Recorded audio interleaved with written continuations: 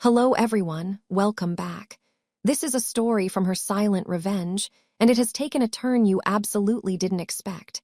Let's begin. On my 30th birthday, my family invited 40 people to our house for what they called a surprise intervention.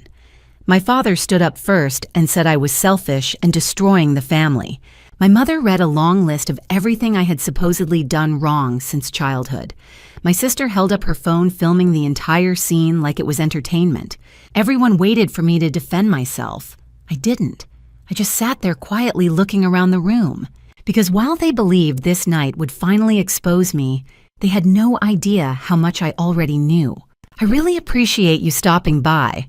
Before the story unfolds, do me a favor, leave a comment telling me where you're watching from. It means the world. One thing to note, this narrative includes creative elements designed for engagement and education. Any resemblance to actual people or locations is unintentional. However, the core message I'm delivering worth your time and attention. Ready? Let's go. I was 28 years old the first time I realized you could work yourself to exhaustion for people who didn't actually love you back. It was 2 a.m. on a Thursday. I just finished a 12-hour shift in the pediatric ICU at Mission Hospital in Asheville, North Carolina. And I was sitting in my car in the dark parking garage with my phone screen glowing blue against my face. My bank account stared back at me, $1,247.18. I'd been paid the day before. The automatic transfer to my parents had already gone through. $2,750, same as every month for the past 5 years. Rent was due in 6 days. My student loan payment would hit in 10. And my 2013 Toyota Corolla, which had 147,000 miles on it and a check engine light I'd been ignoring for 3 weeks, needed an oil change I couldn't afford. I sat there for 20 minutes staring at that number. $1,200. For 2 weeks of groceries, gas, and whatever emergency would inevitably come up, because that's how life worked when you were living paycheck to paycheck. I told myself the same thing I always did. It's temporary. Once Dad retires, once Sloan's wellness thing takes off, I can start saving. But 5 years is a long time to call something temporary. Let me back up. My name is Greer Bellamy.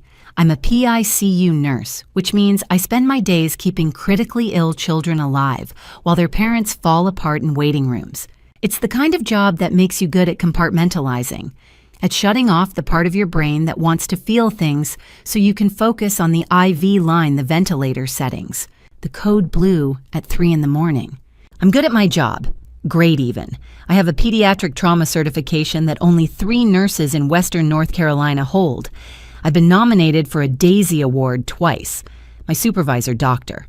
Marcus Rhodes, once told me I had the steadiest hands and the calmest voice in a crisis he'd ever seen. But none of that steadiness applied to my family. I lived in a 3rd-floor walk-up at the Lexington Apartments downtown. Studio, 450 square feet, $875 a month. The building had terrible water pressure and a radiator that clanked like a ghost was trying to break out of the pipes, but it was mine. I'd lived there since I graduated nursing school 6 years ago, and I'd never been able to afford anything better. Because every month without fail, I sent my parents $2,750. It started small. 5 years ago, my father, Warren Bellamy, 59 HVAC technician with a bad back and a stubborn streak, got injured on a job. Herniated disc. He was out of work for 8 weeks and the bills started piling up. My mother, Vivian, worked part-time as the church secretary at Asheville First Baptist, but that barely covered groceries, so I stepped in. Just until Dad's back on his feet, my mother said. We'll pay you back, sweetie, I promise. That was 60 months ago. I was still waiting. The $2,750 covered. Mortgage, $1,485, 3-bedroom split level in West Asheville, the house I grew up in. Mom's health insurance, $425. She'd developed high blood pressure and needed a specific plan. Sloan's car payment, $365, my younger sister's Nissan Rogue, which she'd bought 2 years ago and immediately stopped making payments on groceries. $200, I do a Publix run every 2 weeks, drop off bags at their house, never stay for dinner. And the rest, $275. I assumed went into savings, or maybe Dad's truck payment, or something responsible. I never asked. I just sent the money. Sloan Bellamy, my younger sister, 26 years old Instagram wellness influencer with 3,400 followers, and a bio that read, "Empowering women to glow from within. Yes, holistic health. Mindset coach. Year's DM for 1-1 sessions." She posted photos of herself in athleisure holding green smoothies doing yoga on the back deck of our parents' house. She sold a $525 Radiant Reset coaching program that, as far as I could tell, consisted of 3 Zoom calls and a PDF workbook she'd plagiarized from a free online course. She'd borrowed money from me twice in the past year, once for the coaching certification, once for new ring lights and a tripod for content creation. She never paid me back. When I brought it up, she'd say things like, "You know I'm building a business, Greer. This is an investment." But somehow I was the one investing, and she was the one buying lash extensions. I didn't hate my family. I want to be clear about that. I loved them. I loved my mother's laugh the way she hummed hymns while she folded laundry. I loved that my father still called me Peanut, even though I was 28. I loved that my grandmother, Cora, 79, living at Pine Haven Residence on the north side of town, sent me a handwritten card every month with a $5 bill tucked inside and a note that said, "Buy yourself something sweet." But loving people and being used by them aren't mutually exclusive. I just didn't know that yet. The week before everything unraveled, I worked 4 12-hour shifts in 6 days. We had a 9-year-old in bed 3, Lily car accident fractured skull, and I stayed late every night to sit with her because her parents were divorced and neither of them showed up. On my last shift, Lily asked me, "Does your family come visit you at work?" "No, sweetie," I said, adjusting her IV. "They're busy." She looked at me with those big, serious eyes and said, "People who love you show up, even when they're busy." I thought about that all the way home. I thought about it when I checked my bank account and saw $1,247.18. I thought about it when I passed a Starbucks and didn't stop because a latte was $5.75 and I couldn't justify it. I thought about it when I got home and saw the text from Sloan. "Hey sis, can you Venmo me $525? I need to renew my coaching cert. I'll pay you back next month, promise." I stared at that message for 10 minutes. Then I sent the money. Because that's what you did when you were the responsible one, the dependable one, the one who always showed up. I kept telling myself they needed me. I kept believing it even when the math stopped making sense. The thing about Sloan asking for money was that it always reminded me of the last time she'd accused me of stealing from her. It had been 2 years since the $500 incident, but I still remembered every second of it. The way my mother's face went cold, the way my father wouldn't look at me, the way Sloan stood in the middle of the living room with her arms crossed and her voice shaking, saying, "I know you took it. You're the only one who was alone in that room." I hadn't taken anything, but no one believed me. It was a Sunday in late September 2 years ago. I was 26, still new enough at Mission Hospital that I picked up every extra shift I could. I'd driven to my parents' house for dinner. Pot roast, mashed potatoes, green beans, the same meal my mother made every 3rd Sunday of the month. Sloan had been 24 then, just starting her Instagram wellness thing. She'd spent most of the meal talking about a life-changing retreat she wanted to attend in Sedona, Arizona. $5,000 for a week of spiritual alignment and manifestation work. She'd looked at me across the table and said, "You should come, Greer. It would help you loosen up." I'd smiled and said I couldn't afford it. After dinner, I stayed to help with dishes. Everyone else went into the living room to watch a Hallmark movie. I was elbow deep in soap suds when I heard Sloan scream. "Someone took my money." I dropped the dish I was holding. It didn't break, just clattered into the sink. But the sound felt too loud in the sudden silence. I walked into the living room. Sloan was standing by the couch, her purse open on the coffee table, her wallet in her hands. Her face was red, her eyes wild. "I had $500 in here," she said. "Cash, I just got it from the ATM this morning, and now it's gone." My mother stood up. "Are you sure you didn't spend it?" "Mom, I know how much money I have." Sloan's voice was sharp. Then she turned to me. "You were the only one in here alone." The accusation hit me like a slap. "I was in the kitchen," I said. "I didn't touch your purse." You walked through here to get to the bathroom, Sloane shot back. I saw you. I had, once, to wash my hands, for maybe 45 seconds. I didn't take your money, Sloane. But she was already crying, and my mother was already putting an arm around her, and my father was looking at me with this expression I'd never seen before, like I was a stranger. Greer, my mother said quietly. If you needed money, you could have just asked. I felt like the floor had disappeared under me. I didn't take it. But Sloane was sobbing now, and my mother was whispering to her, and my father was sitting with his hands folded, staring at the carpet. No one said, "We believe you, Greer." I left.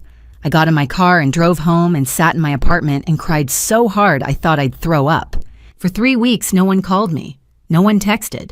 I still sent the $2,750 at the beginning of the month, because what else was I supposed to do?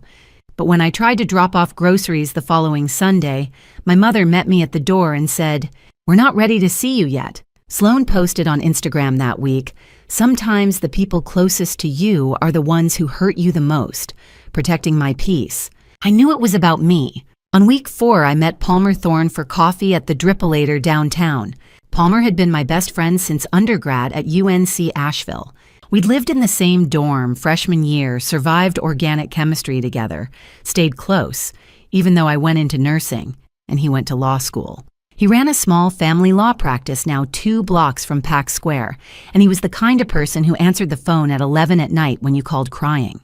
I told him everything, the $500, the accusation, the 3 weeks of silence. He listened without interrupting. Then he set his coffee down and said, "North Carolina is a one-party consent state." I blinked. What? For recording conversations. You only need one person's permission to record, and that person can be you. He pulled out his phone, opened the App Store, and showed me a screen. Voice Memo Pro. It runs in the background. You hit record, put your phone in your pocket, and it captures everything. Audio quality is good enough to hold up in court if you ever need it. I stared at the app icon, a little red microphone.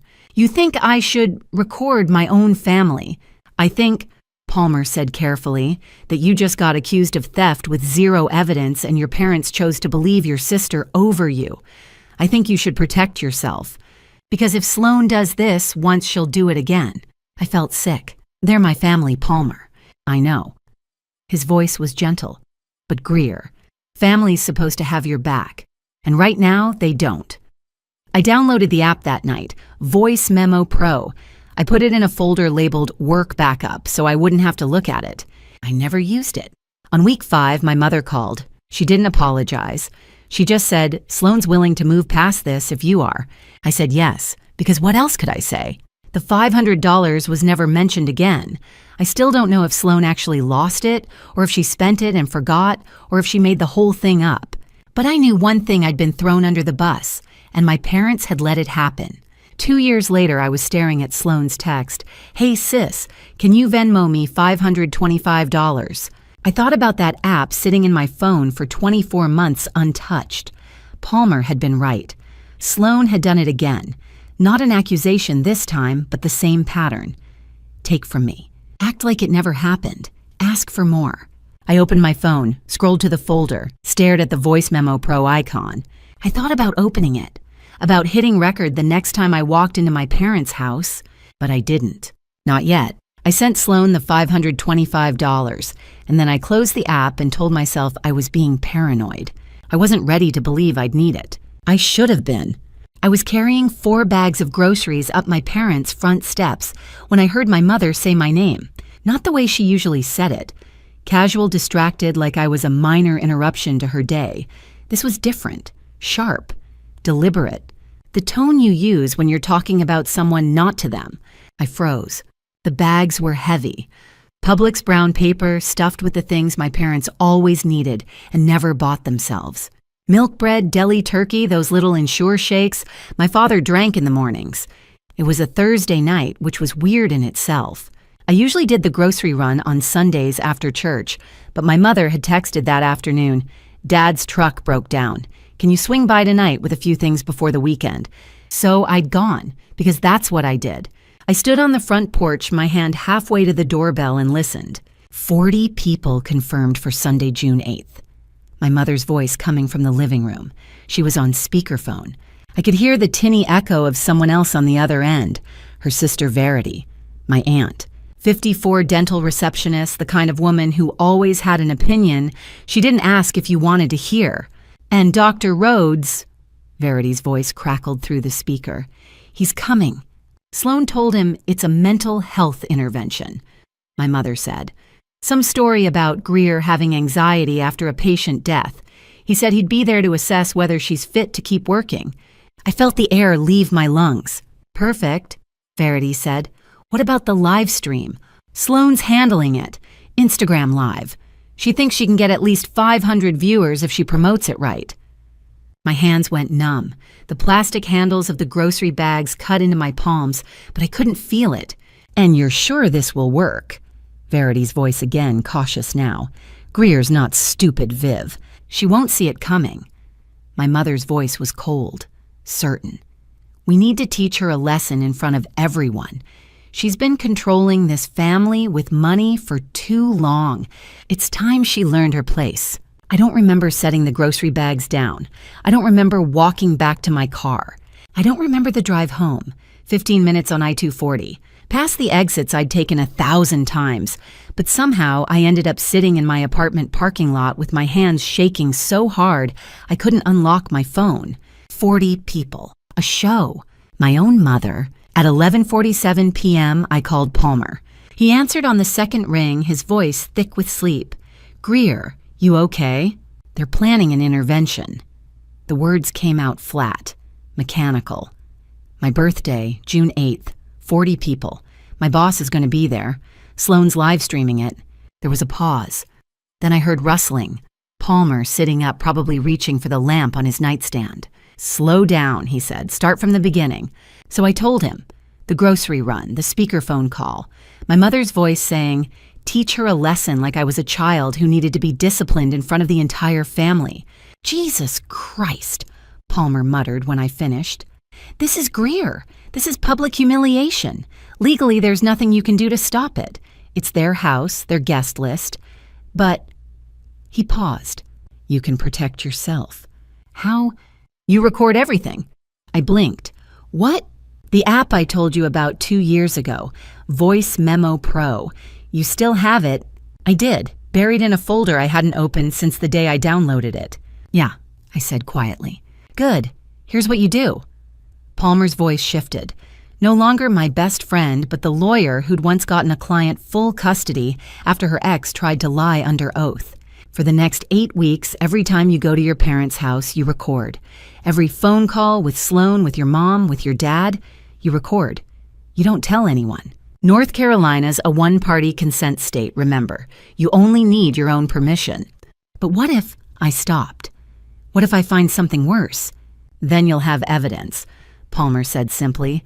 Greer, they're planning to humiliate you in front of 40 people and live stream it to the internet. You think it can get worse than that? I thought about my mother's voice.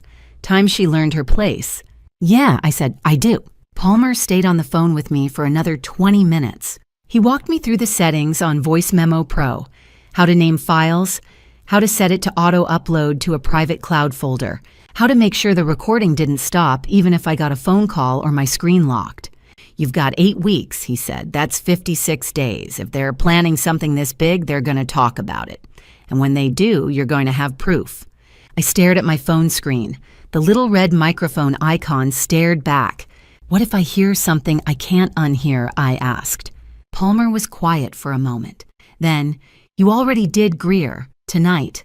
This isn't about protecting your feelings anymore. It's about protecting you. He was right.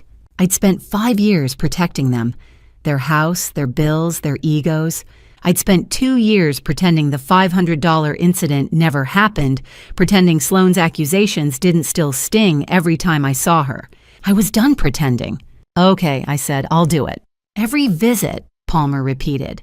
Every call, even if it feels like nothing, especially if it feels like nothing. Okay, and Greer. His voice softened. I'm sorry. I know they're your family, but family doesn't do this. I didn't answer. I couldn't. After we hung up, I sat in the dark for a long time. My apartment was quiet, just the hum of the radiator and the distant sound of someone's TV through the wall. Outside my window, Asheville glittered small and far away. 8 weeks until my birthday. 56 days until 40 people watched my mother try to destroy me in front of everyone I knew. I opened Voice Memo Pro, typed a label, Week 1, Surveillance. And for the first time in 5 years, I stopped asking myself what my family needed. I started asking what I needed to survive them. I'd never bought surveillance equipment before. I stood in the electronics aisle at Best Buy on a Saturday morning, staring at a text from Palmer that had woken me up at 6 a.m. Anker 20,000 milliampere hours power bank, JBL Flip 5, wireless mic if you can find one. You're building a case, not planning a crime. Meet me at noon. P. Building a case, right? The fluorescent lights hummed overhead. A teenager in a blue polo shirt restocked HDMI cables 3 aisles down. Somewhere near the front of the store, a promotional video played on loop something about smart home devices and effortless connectivity. I stood there holding my phone reading Palmer's text for the 3rd time, trying to convince myself this was normal. It wasn't. I picked up the Anker power bank matte black about the size of a deck of cards heavy in my palm. 20,000 milliamp hours, enough to keep my phone recording for 3 days straight without dying. I turned the box over in my hands, reading the specs I'd already memorized from online reviews the night before. Waterproof, drop resistant, USB-C fast charging. I'd spent an hour comparing models, scrolling through customer testimonials, watching YouTube tutorials on battery life optimization. This wasn't just a purchase. It was preparation for war, and I had no idea if I was ready. I dropped it into my basket. The JBL Flip 5 was in the Bluetooth speaker section.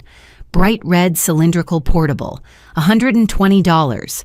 I picked it up, read the box, 360-degree sound, 12 hours of playtime. Waterproof.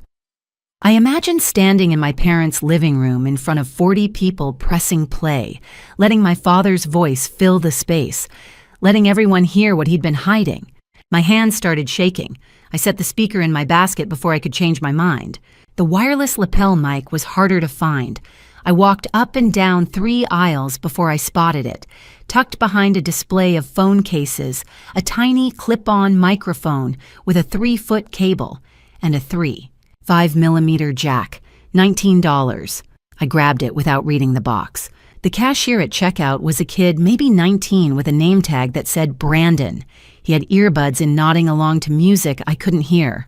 He scanned the power bank, the speaker, the wireless mic, barely looking at any of it. "Find everything okay?" he asked, pulling one earbud out. "Yeah," I said. My voice sounded normal, steady. "Just preparing for a trip." He smiled. "Cool. Have a good one." I walked out with a shopping bag full of equipment I hoped I'd never actually need to use. But I knew I would. Palmer met me at the Drippolator at noon. He already had 2 coffees on the table, one black one with oat milk and honey. Mine. He'd remembered. He always did. "You got everything?" he asked. I pulled the Anker box out of the bag, the JBL speaker, the mic. Palmer nodded, pulling his laptop out of his messenger bag. "Good, now we set up the back end." "The what?" "Storage. Backup." He opened his laptop, logged into his Google Drive, and created a new folder. He titled it Evidence_2024 and then clicked through a series of privacy settings I didn't fully understand. Encryption, 2-factor authentication, view-only sharing permissions. "I'm setting this so only you and I can access it," he said. "Every 3 days, you're going to upload your recordings here. Not every day, that'll drain your battery and create a pattern someone could notice. But every 3 days, like clockwork. What if I forget? Set a phone reminder. Thursday, Sunday, Wednesday. Same time every week. Make it routine." I watched him work. His fingers moved fast over the keyboard, creating subfolders labeled Week 1, Week 2, all the way through Week 8. At the bottom, he added a folder labeled Confrontation Night. "This is real," I said quietly. Palmer looked up. His eyes were serious the way they'd been the night I called him crying about the $500 accusation 2 years ago. "Yeah," he said, "it is." That afternoon, I went home and tested everything. I set my phone on the kitchen counter, opened Voice Memo Pro, and hit record. Then I walked into my bedroom about 20 feet away with a wall between and spoke in a normal voice. "This is a test. My name is Greer Bellamy. I'm 28 years old. I'm a PICU nurse at Mission Hospital." My voice sounded strange, small, distant, like it belonged to someone else. I cleared my throat and tried again louder this time. "I'm recording this because my family is planning to humiliate me in front of 40 people on my birthday. I'm recording this because I refuse to let them bury me without proof." I stopped, walked back to the kitchen, hit stop. The playback was clear, every word. Even from the bedroom, even through the wall, the app had captured it perfectly. I played it again and again, listening to my own voice say, "I refuse to let them bury me," until the words stopped sounding like mine. I sounded different on the recording, younger, flatter, like a stranger talking about someone else's life. I played it a third time, then a fourth, until the words lost all meaning and became just sounds. Phonemes strung together, proof that I existed, proof that I was planning something I couldn't take back. I thought about deleting it, starting over, pretending I'd never downloaded the app in the first place. But then I thought about my mother's voice on that speakerphone call, "Teach her a lesson," and I hit save. Over the next 2 weeks, I tested the setup 17 times. I practiced hitting record without looking at my phone screen. I practiced setting my phone face down on a table so the microphone wouldn't be obvious. I practiced slipping it into my jacket pocket purse strap over my shoulder casual like I wasn't carrying evidence. I charged the Anchor power bank every night and kept it in my purse. I tested the JBL speaker, plugged my phone into it via Bluetooth, played back one of my practice recordings. The sound filled my tiny apartment loud and clear. Too loud. I turned the volume down to 70%. Tested it again, better. I synced my phone to Palmer's Google Drive folder and set 3 reminders. Thursday, 9 p.m., upload recordings. Sunday, 9 p.m., upload recordings. Wednesday, 9 p.m., upload recordings.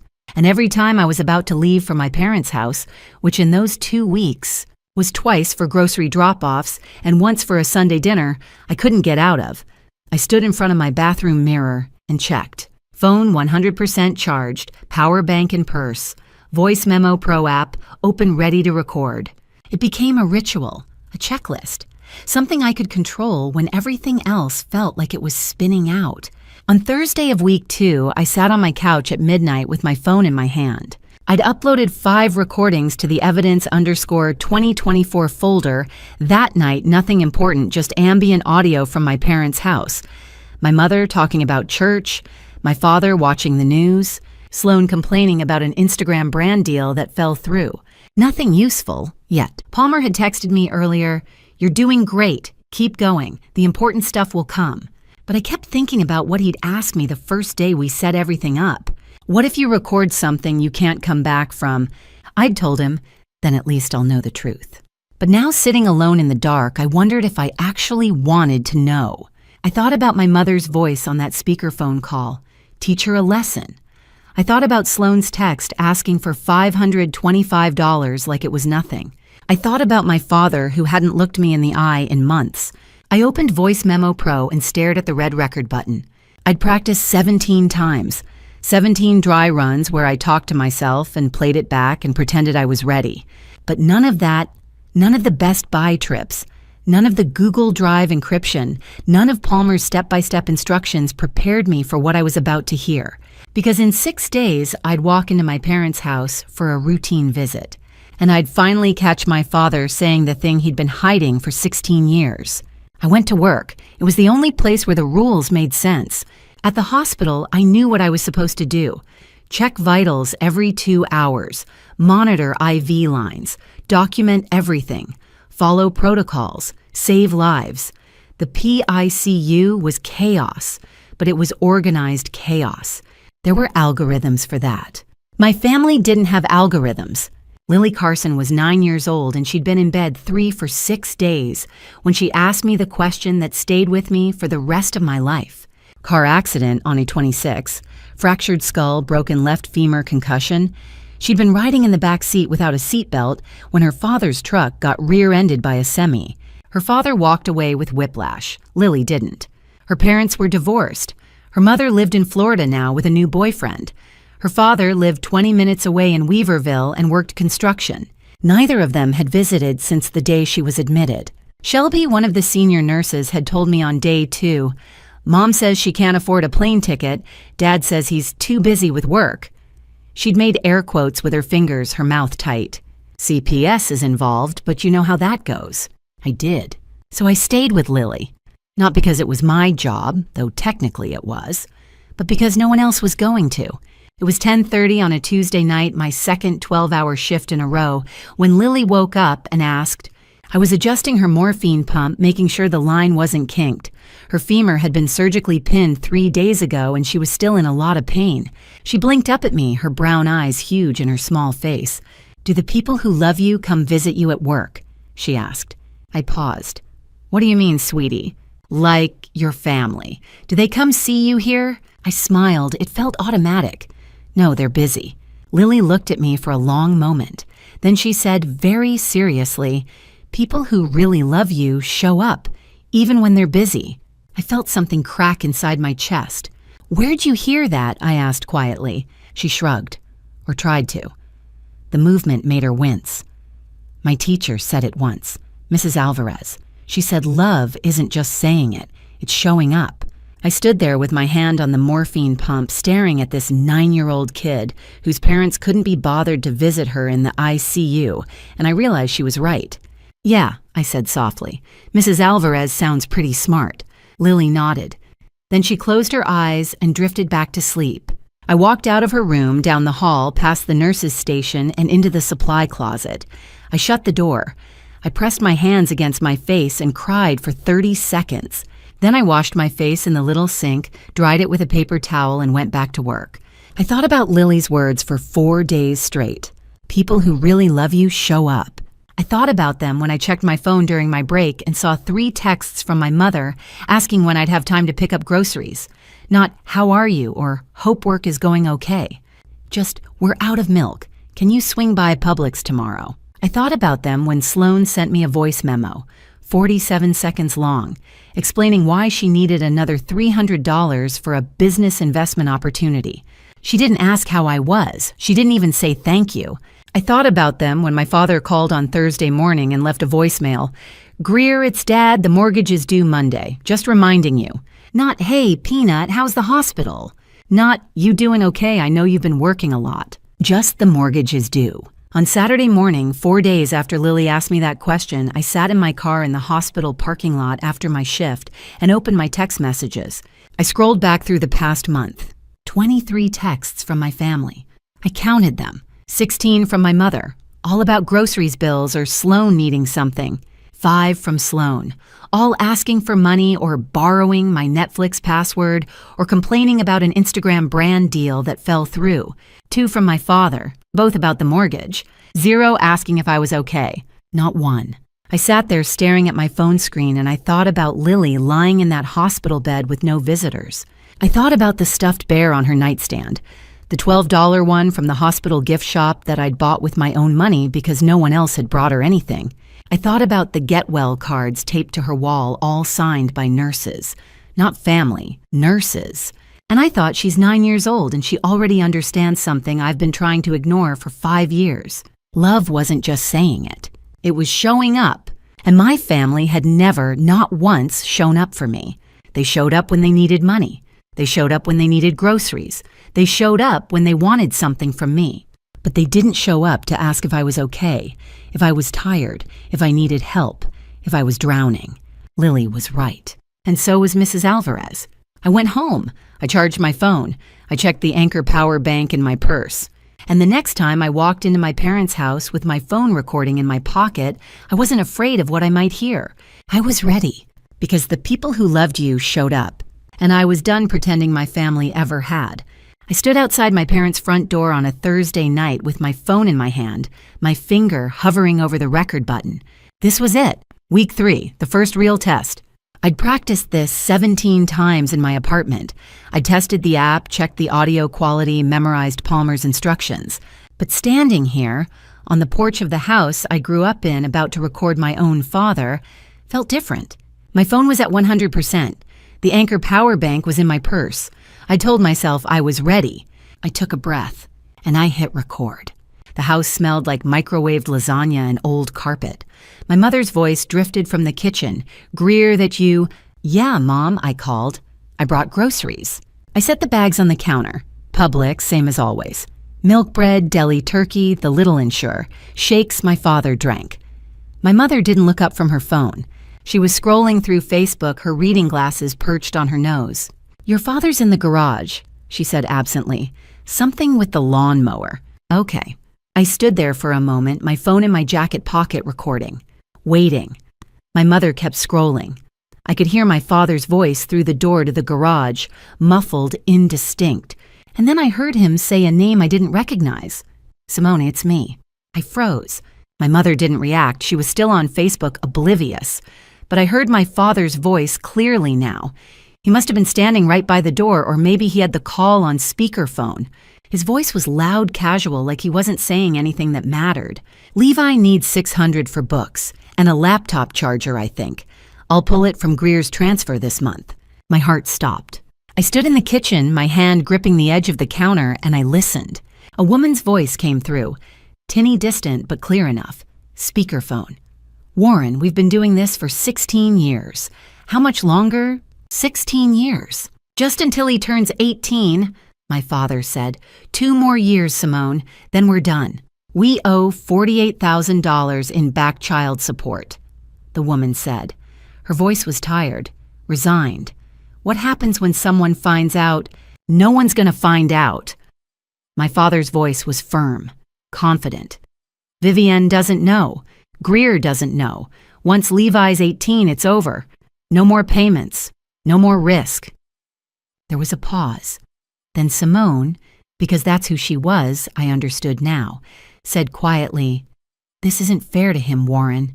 It's not fair to Greer either." "Greer's fine," my father said. "She doesn't need to know." I don't remember walking out of the kitchen. I don't remember opening the front door. I don't remember getting into my car. But somehow I was sitting in the driver's seat of my Corolla parked on the street in front of my parents' house, and I couldn't breathe. I bent over the grass next to the curb and threw up. It wasn't graceful. It wasn't quiet. I heaved twice my stomach, cramping my throat, burning. I wiped my mouth with the back of my hand and stayed bent over my palms on my knees, trying to pull air into my lungs. 16 years. My father had a son, a 16-year-old son, and he'd been stealing $600 a month from the money I sent home to pay for him. I sat back in my car, closed the door, and started crying. Not the kind of crying you can stop, the kind that comes from somewhere deep and ugly and won't let go. I sobbed until my chest hurt, until my face was wet and my nose was running and I couldn't catch my breath. I cried for 20 minutes in the front seat of my car parked outside the house where I grew up, and I didn't care if anyone saw me, because my father, the man who called me Peanut, who taught me how to ride a bike, who told me he was proud of me when I graduated nursing school, had been lying to me for 16 years. He had a son I'd never met, a son I'd been paying for without knowing it. $48,000 in back child support, $600 a month stolen from my transfers, and my mother didn't even know. I drove home. I don't remember the drive. I got there somehow. 15 minutes on I-240 past the exits I'd taken 1,000 times. And I sat on my couch in my dark apartment and stared at the wall. At 11:30, I picked up my phone and Googled the number my father had called. It took me 10 minutes, but I found her. Simone Keller, 45, DMV worker in Hendersonville. Her Facebook profile was public. I scrolled through her photos, and then I saw him. A teenage boy, 16, maybe 17, dark hair, tall, lanky, wearing a Hendersonville high school soccer jersey in one photo, standing next to Simone in another. He had my father's jawline, my father's nose, my father's eyes. I stared at that photo for 5 full minutes, and all I could think was, oh God, he's real. At 1:03 a.m., I opened Palmer's encrypted Google Drive folder.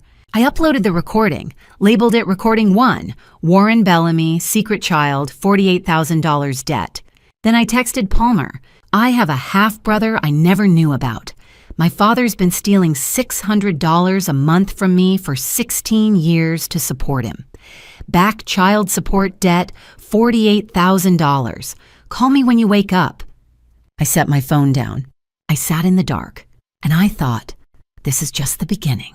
If my father had been lying for 16 years, hiding a whole child an entire second life, what else had I missed? What else were they hiding? I had 5 weeks left until my birthday. 5 weeks until 40 people gathered in my parents' living room to humiliate me in front of everyone I knew. 5 weeks to find every secret they'd buried. I wasn't afraid anymore. I was ready, because recording 1 was done. And I was just getting started. The kitchen smelled like burned coffee and the floral hand soap my mother always used. I heard her voice before I saw her. Loud, casual, completely unbothered. I'd driven to my parents' house that Saturday afternoon because my mother had texted asking me to help move some boxes in the garage. But when I stepped through the front door, I heard voices coming from the kitchen. 2 voices, my mother's and her sister's, Aunt Verity. I stopped in the hallway, my hand still on the doorknob, and I listened. My phone was already recording. I'd hit the button the second I'd pulled into the driveway. It was automatic now. A reflex. So the trust fund, Verity was saying. How much did you end up pulling out? I froze. 63,000, my mother said. Her voice was light, almost cheerful. Over the past 3 years. Mama set up that fund back in the 90s for the grandkids. 50,000 for Greer, 50,000 for Sloan. But I'm the trustee, so I have full access. And Greer doesn't know, Verity asked. My mother laughed, actually laughed. She signed a power of attorney when she was 24, Vivian said. Thought she was just helping me manage Mama's medical bills. All I had to do was redirect the trust fund statements to a PO. Box and forge her signature a couple times when I needed to make withdrawals. Honestly, it was easier than I thought it'd be. I felt my knees go weak. What about the rest of it? Verity asked. There's still 37,000 left, right? Yeah, my mother said. I could hear the clink of a coffee mug being set down on the counter. We'll split it when Mama passes. You and me. The girls don't need to know it existed in the first place. There was a pause. Then Verity's voice again, quieter this time. What about Mama's necklace, that sapphire one, the Art Deco piece? Sold it last year. My mother said casual as anything. Got $1,150 at a pawn shop in Hendersonville. Told Mama she must have misplaced it. She's 79. Her memory's not what it used to be. I stood in that hallway with my hand gripping the doorknob so hard my knuckles went white, and I thought I might actually pass out. My mother had stolen $63,000 from a trust fund my grandmother had set up for me. She'd forged my signature. She'd sold my grandmother's necklace, a necklace that had been in our family for 50 years, and lied to her face about it. And she was laughing. I backed out of the house as quietly as I'd come in, got into my car, started the engine with shaking hands, and I drove straight to Pine Haven. Pine Haven Residence was a 15-minute drive north tucked into a quiet neighborhood off Merriman Avenue. It was one of the nicer senior living facilities in Asheville, clean bright with wide hallways that smelled faintly of lavender and industrial-strength floor cleaner. I signed in at the front desk. The receptionist, a woman in her 50s with kind eyes, smiled at me. "Here to see Cora Bellamy?" she asked. "Yes, ma'am. Room 214, she's been asking about you." My throat tightened. Thank you. I found my grandmother sitting in the armchair by her window, looking out at the small courtyard garden below. She was wearing a pale blue cardigan and her favorite pearl earrings, the ones my grandfather had given her on their 40th anniversary. Her hair was white and carefully styled, and when she turned and saw me standing in the doorway, her whole face lit up. "Greer, sweetheart, I didn't know you were coming today." I crossed the room and bent down to hug her. She smelled like lavender and powder and something else I couldn't name. Something that just smelled like Grandma. Her arms were thin, her hands spotted with age, but her grip was still strong. I was in the neighborhood, I lied. Thought I'd stop by. She patted the chair next to hers. "Sit. Tell me about work. How are things at the hospital?" I sat. We talked for 20 minutes. About the PICU, about the weather, about the book club she'd started with some of the other residents. She told me about a new friend she'd made, a woman named Dorothy, who taught high school English for 30 years and had opinions about everything. She was sharp, funny. Her mind was as clear as it had ever been. And then she said, "Oh, Greer, I've been meaning to ask you. Do you remember that sapphire necklace of mine? The Art Deco when your grandfather bought it for me in 1972 at a little antique shop in Charleston. I wanted to give it to you for your 30th birthday next month." My heart stopped. "I can't find it," she continued, frowning slightly. "I've looked everywhere in my jewelry box. I thought maybe your mother took it home to keep it safe, but I can't remember. Have you seen it?" I swallowed hard, forced a smile. "Mom's keeping it at the house, Grandma," I said. My voice sounded steady, normal. "She didn't want it to get lost here. I'll bring it next time I visit, okay?" She smiled, relieved. "Oh, good. I was worried I'd misplaced it. Your grandfather saved for 14 months to buy me that necklace. It means the world to me." I nodded, smiled, hugged her again before I left. And the entire time I wanted to scream. I walked out of Pine Haven and got into my car. My hands were shaking so badly I had to grip the steering wheel just to hold them still. My mother had stolen $63,000 from me. She'd sold my grandmother's most precious possession for $1,150 and lied about it. And I'd just lied to my grandmother's face to cover for her. I sat there in the parking lot for 10 minutes staring at nothing, and then I drove home. That night, I uploaded Recording 2 to Palmer's encrypted folder. I labeled it Recording 2, Vivian Bellamy. Embezzlement. $63,000 trust fund theft, plus $1,150 sapphire necklace. Then I sat on my bathroom floor and cried for 10 minutes. Because my mother had stolen from her own mother. Because I'd just lied to the one person in my family who had never ever lied to me. Because I had to keep lying for 4 more weeks. Until I had everything I needed to burn it all down. I noticed the sunglasses first.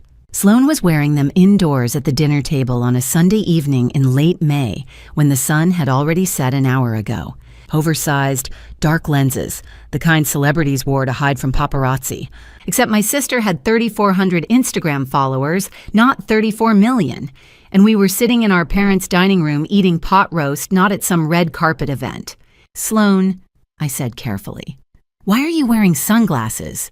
She didn't look up from her plate, just pushed mashed potatoes around with her fork. "Migraine," she said.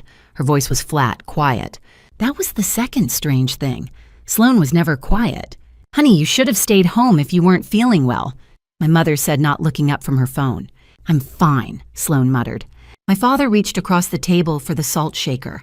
His arm passed close to Sloan's face. She flinched. Just a tiny movement, a half-second jerk of her shoulders, her head pulling back. But I saw it, and I knew. I volunteered to do the dishes. I always did. It was easier than sitting in the living room pretending to care about whatever my parents were watching on TV. But tonight I had another reason. I stood at the sink with my phone recording in my apron pocket, and I washed plates slowly, carefully, listening. My mother's voice drifted in from the living room. "Sloan, we need to talk about this."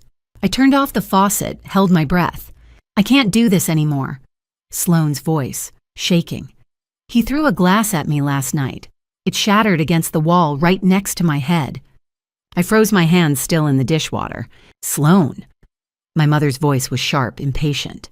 "Every marriage has rough patches. Jasper's under a lot of stress with work right now." "He threw a glass at my head, Mom." "He didn't hit you," my mother snapped. "He lost his temper, that's different." I heard my father clear his throat. "If you divorce him," Warren said slowly, "we lose $3,200 a month. Your mother and I have talked about this, Sloan. This family can't afford that right now. We're already stretched thin." Silence. Then Sloan, barely audible. "So I'm supposed to just, let him hurt me?" "He's not hurting you," my mother said. "He gets frustrated sometimes. That's normal. You just need to be more careful about how you talk to him. You know how he gets when you're on your phone all the time posting those ridiculous Instagram stories." "Vivian's right," my father said. "Jasper promised he'd work on his anger. He's seeing someone about it, a counselor. You just need to give him time." "I'm scared of him," Sloan whispered. "Then maybe," my mother said coldly, "you should stop provoking him." I stood there at the sink with my hands submerged in cold, greasy dishwater, and I felt something twist violently in my chest. My sister was being abused. and my parents were telling her it was her fault. I pulled my hands out of the sink, dried them on a towel, walked quietly to the back door and let myself out into the cool night air. I sat in my car for 10 minutes before I could trust myself to drive. I called Palmer the second I got home. Greer. He sounded worried. "It's almost 9. You okay?" "No," I said. My voice came out flat, hollow. "Palmer, I need to know something, legally. If someone's being abused, domestic violence, but they won't report, is there anything anyone else can do?" There was a pause. "Who's being abused?" Palmer asked carefully. "Sloan." I swallowed. "My sister. Her husband threw a glass at her head. My parents told her to stop provoking him. They're worried about losing his income if she leaves." "Jesus Christ," Palmer muttered. "Greer, that's felony assault. Throwing objects, making threats. That's domestic violence. She needs to file a police report." "She won't," I said. "She's scared, and my parents are actively discouraging her from leaving." Palmer was quiet for a moment. "Here's the reality," he said finally. "In North Carolina, police can't intervene in a domestic violence situation unless the victim presses charges or there's immediate danger. If Sloan won't report it, there's legally nothing you or I can do to force her husband to face consequences. So she's just stuck." My voice cracked. "No, but she has to be the one to get unstuck. You can't save someone who won't save themselves, Greer." He paused. "But you can document it. If she ever decides to leave, if she ever needs proof that her family enabled the abuse, that recording you just made, that'll matter." I closed my eyes. "I hate her, Palmer," I whispered. "She's lied to me, stolen from me, manipulated everyone around her for years. I hate her." "I know, but I don't want her to die." "I know," Palmer said again, softer this time. That night, I sat on my couch and uploaded recording 3 to Palmer's encrypted folder. I labeled it Recording 3, Sloan Vaughn, Domestic Violence, Family Complicity, $3,200 per month. Then I stared at that label for a long time. My sister was a liar, a thief, a manipulator who'd spent years making my life harder. And she was also trapped in a marriage with a man who threw glass at her head while our parents told her it was her fault because they didn't want to lose his paycheck.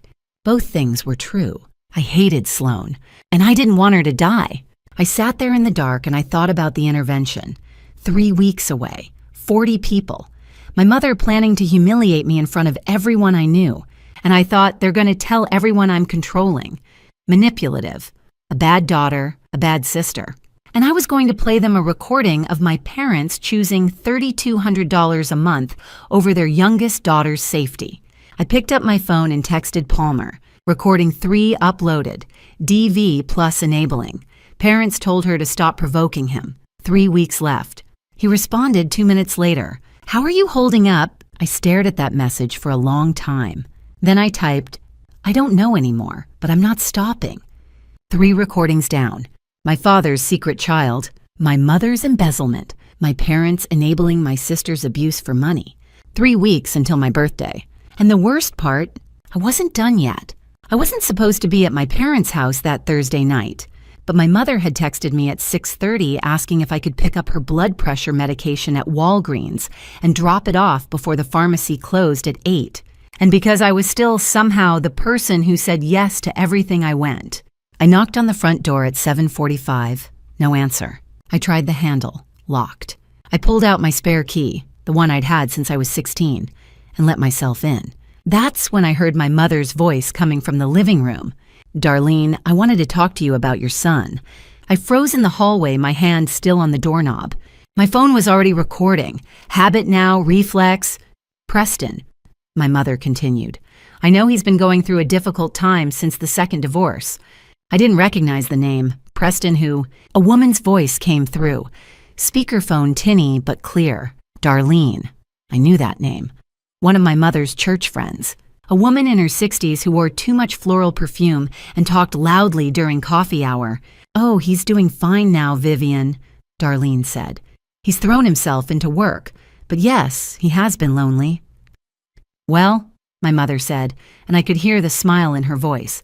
"My daughter Greer is single, 28 years old. She's a PICU nurse. Very responsible. Sweet girl. quiet. I thought maybe if Preston was open to it. My stomach dropped. Oh, Darlene sounded delighted. What a lovely idea. Preston's 48, but he's very successful, Vivian. His company just closed a $4.2 million commercial development deal last month. He's extremely financially secure. That's wonderful to hear, my mother said warmly. Here's what I'm thinking. We're having a little family gathering for Greer's birthday, Sunday, June 8th. It would be the perfect opportunity for them to meet, very casual, low pressure. I'll talk to Preston about it, Darlene said. I'm sure he'd be happy to come. There was a pause. Then my mother's voice dropped lower. Conspiratorial. Between you and me, Darlene, Greer's been a little difficult lately. Independent, stubborn. The gathering is going to be a bit of a wake-up call for her. She'll realize how much she needs her family's support. And when Preston shows up, successful, stable, a real gentleman, she'll see what a good match looks like. She'll be grateful for the opportunity. Darlene laughed. You're a smart woman, Vivian. I just want what's best for my daughter, my mother said sweetly.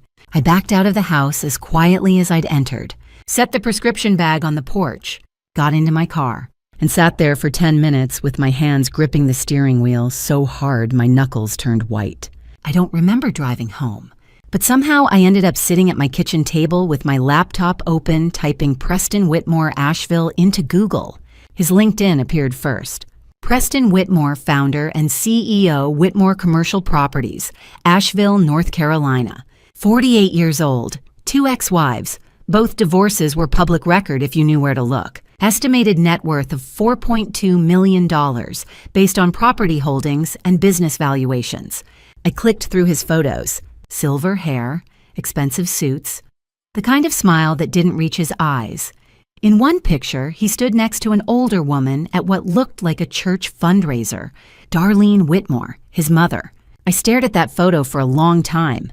My mother was trying to set me up with a man 20 years older than me, a man I'd never met, a man who'd been divorced twice. Not because she thought we'd be compatible, not because she thought I'd be happy, but because he had $4.2 million, and because she was planning to humiliate me so thoroughly at my own birthday party that I'd be grateful when he showed up to rescue me. I called Palmer at 9:15. Greer. He sounded worried. What's wrong? They're trying to marry me off, I said. My voice was flat, hollow. My mother called her church friend tonight. The woman's son is 48, divorced, twice worth $4 million. Mom invited him to my birthday intervention. She told his mother that after the wake-up call, her words, I'll be grateful to meet someone stable and successful. Palmer was silent for several seconds. Jesus Christ, he finally said. Greer, that's coercion. They're planning to publicly humiliate you and then present this man as some kind of solution. That's psychological manipulation. Can I stop them? My hands were shaking. Legally, can I stop them from inviting him? No, Palmer said gently. It's their house, their guest list. But you need to record everything that happens that night. Every interaction with this Preston guy, every word your parents say. If they pressure you into any kind of contact or relationship with him, that's evidence of coercive control. Palmer, my voice cracked. They're treating me like I'm for sale. I know, he said quietly. That's exactly what they're doing. After I hung up, I sat in my dark kitchen and thought about that phone call. My mother had described me like livestock at an auction. 28, responsible, sweet, quiet. Not smart, not strong. Not someone who'd saved children's lives in the PICU.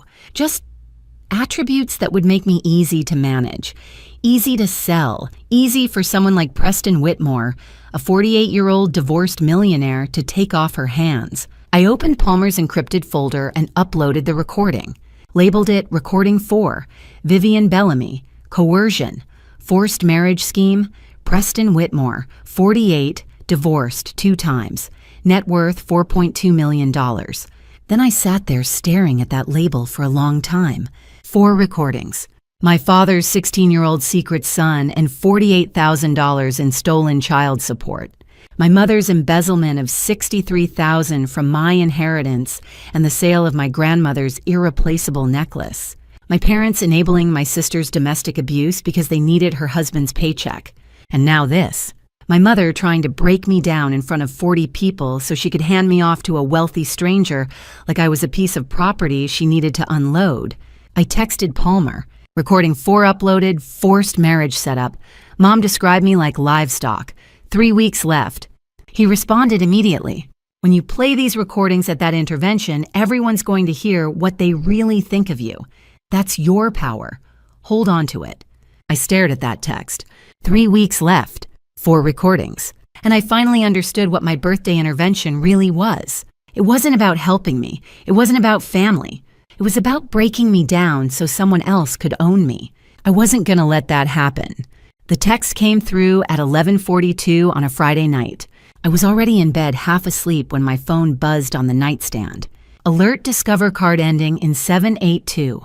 3 is 60 days past due. Balance $8,247.18. Immediate payment required to avoid further collection action. I stared at the screen confused. I didn't have a Discover card. I sat up, opened my banking app, checked my accounts. Nothing unusual. Then I opened my credit monitoring app, Credit Karma, the one I downloaded years ago and barely looked at. And I saw it. Discover card. Opened 18 months ago. Balance $8,247.18. 60 days past due. My hands started shaking. I scrolled down. Capital One. Quicksilver. Opened 16 months ago. Balance $11,438.92. 30 days past due. Chase Freedom. Opened 15 months ago. Balance $8,806.45. Current.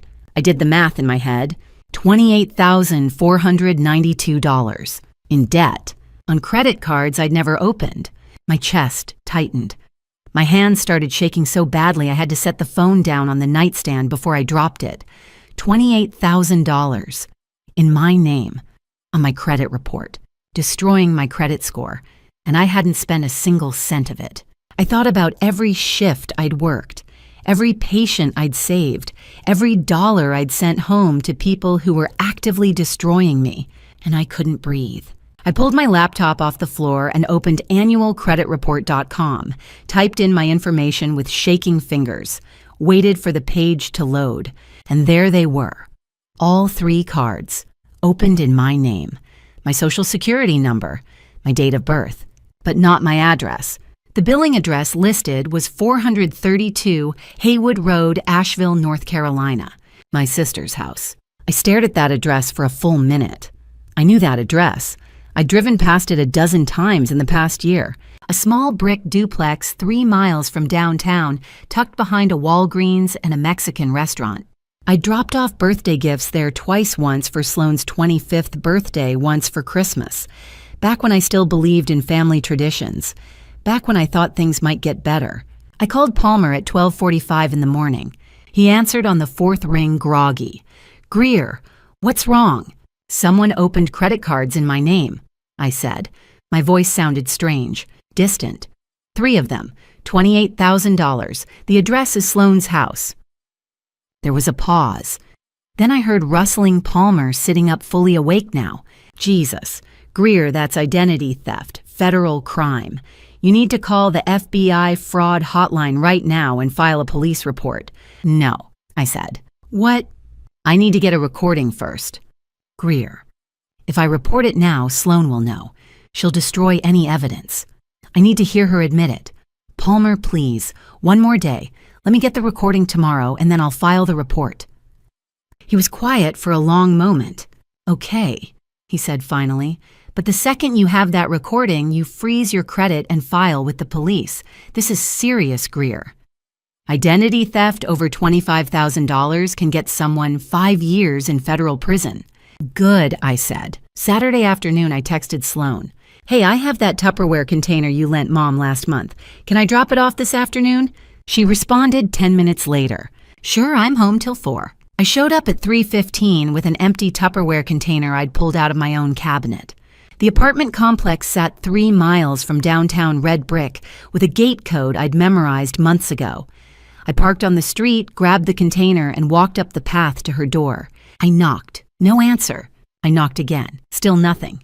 Then I heard her voice muffled coming from somewhere inside the house, probably the back porch or an upstairs window.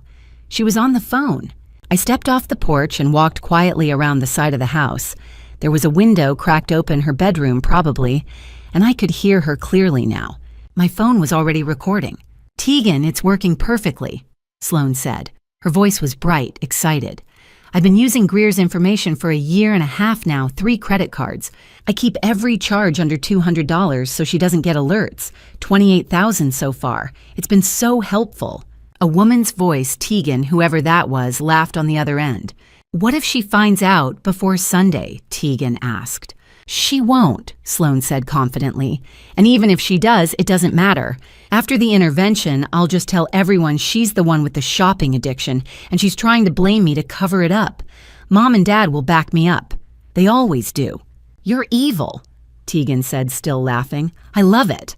"It's not evil," Sloan replied. "It's survival.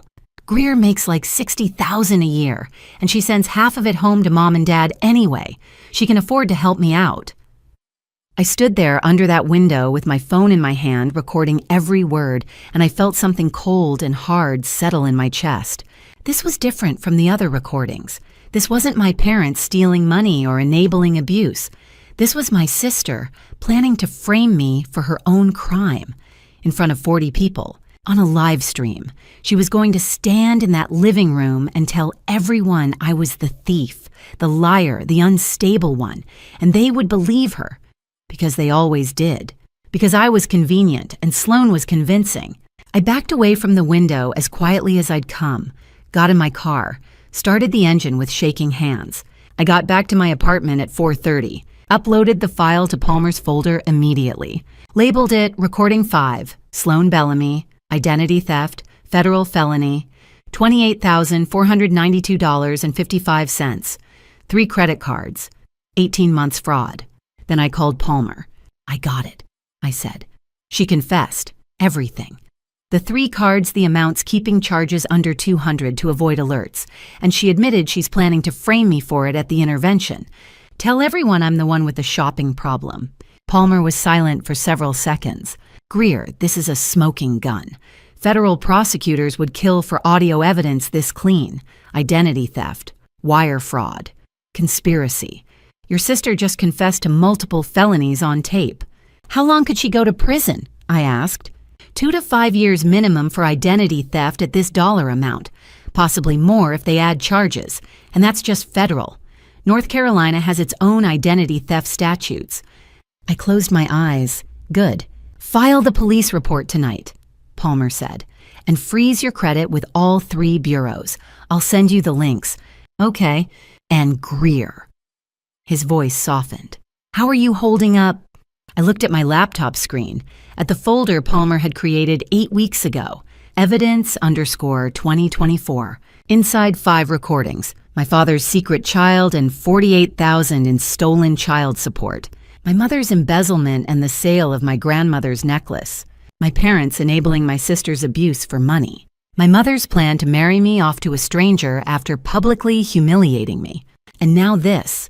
My sister stealing my identity, $28,000 in fraud, planning to frame me for her own crimes in front of 40 people while my parents backed her up.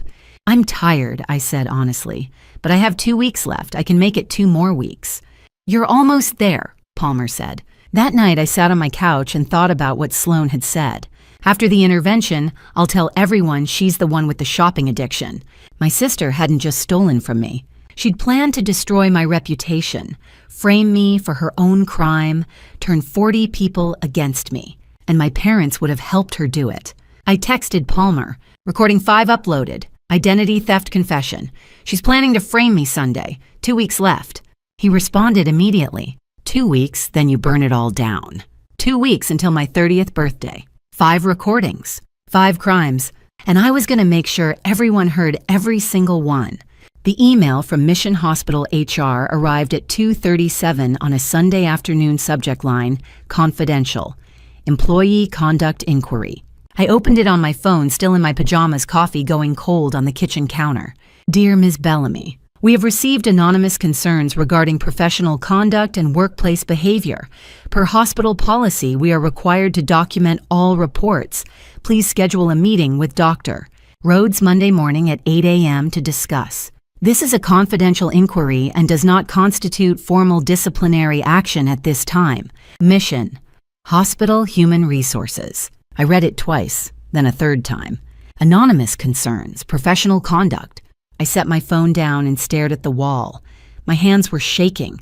My coffee had gone cold an hour ago, but I picked it up anyway and took a sip. It tasted bitter.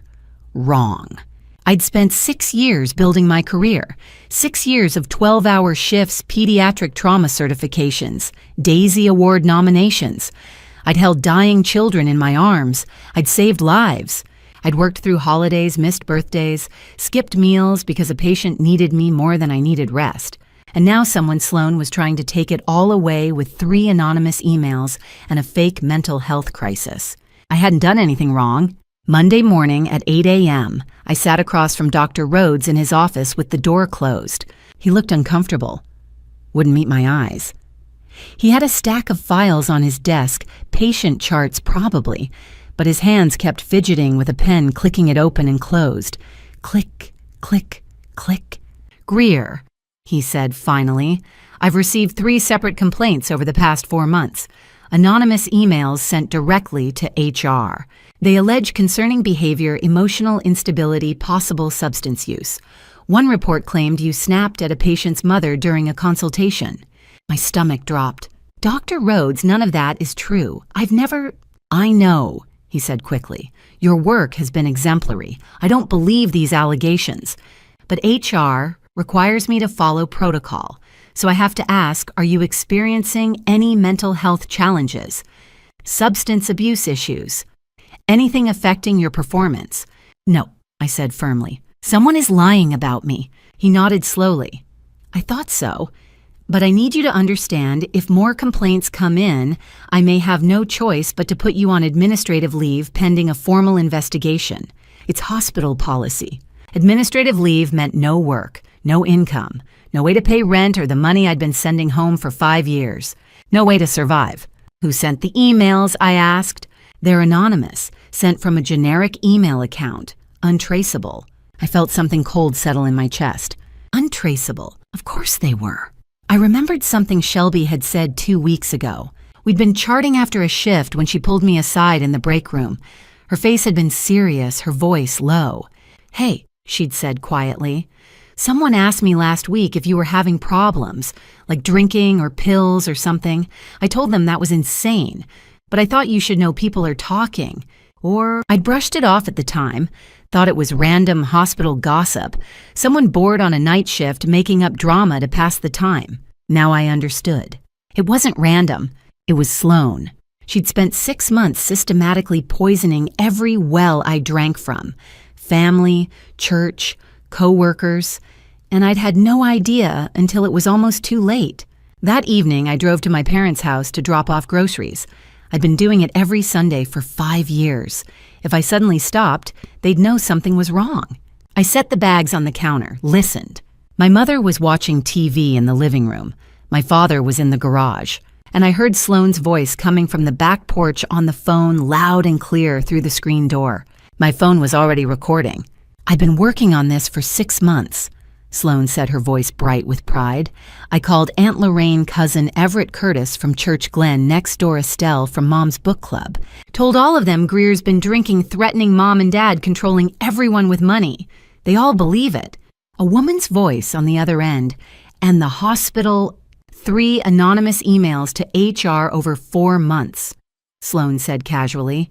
Said she's mentally unstable. Might be abusing prescription drugs. Heard her yell at a patient's mom. All lies, obviously.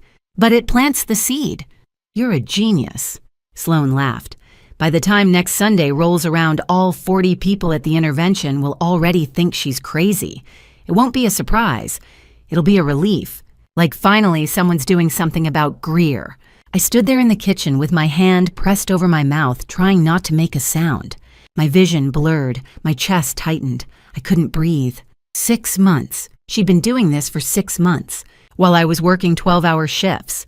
while I was sending money home, while I was dropping off groceries every Sunday like a good daughter. She'd been destroying me. I left without saying goodbye, got in my car, drove home.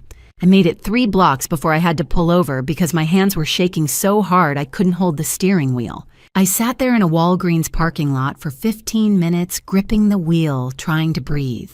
Called Palmer at 9:47 p.m. She's been lying about me for 6 months, I said, voice shaking.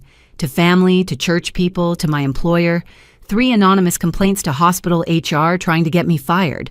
She's been systematically destroying my reputation, so when they humiliate me next Sunday, no one will question it. Palmer was quiet for a long moment. Greer, that's defamation, slander, and libel. She damaged your professional reputation. That's a civil tort. The hospital complaints are workplace harassment, and this proves malice, premeditation. She didn't just lie once she ran a 6-month campaign to destroy you. Can I sue her? I asked. Yes, but first we finish what we started. You play that recording next Sunday. You let everyone hear what she did. Then we file.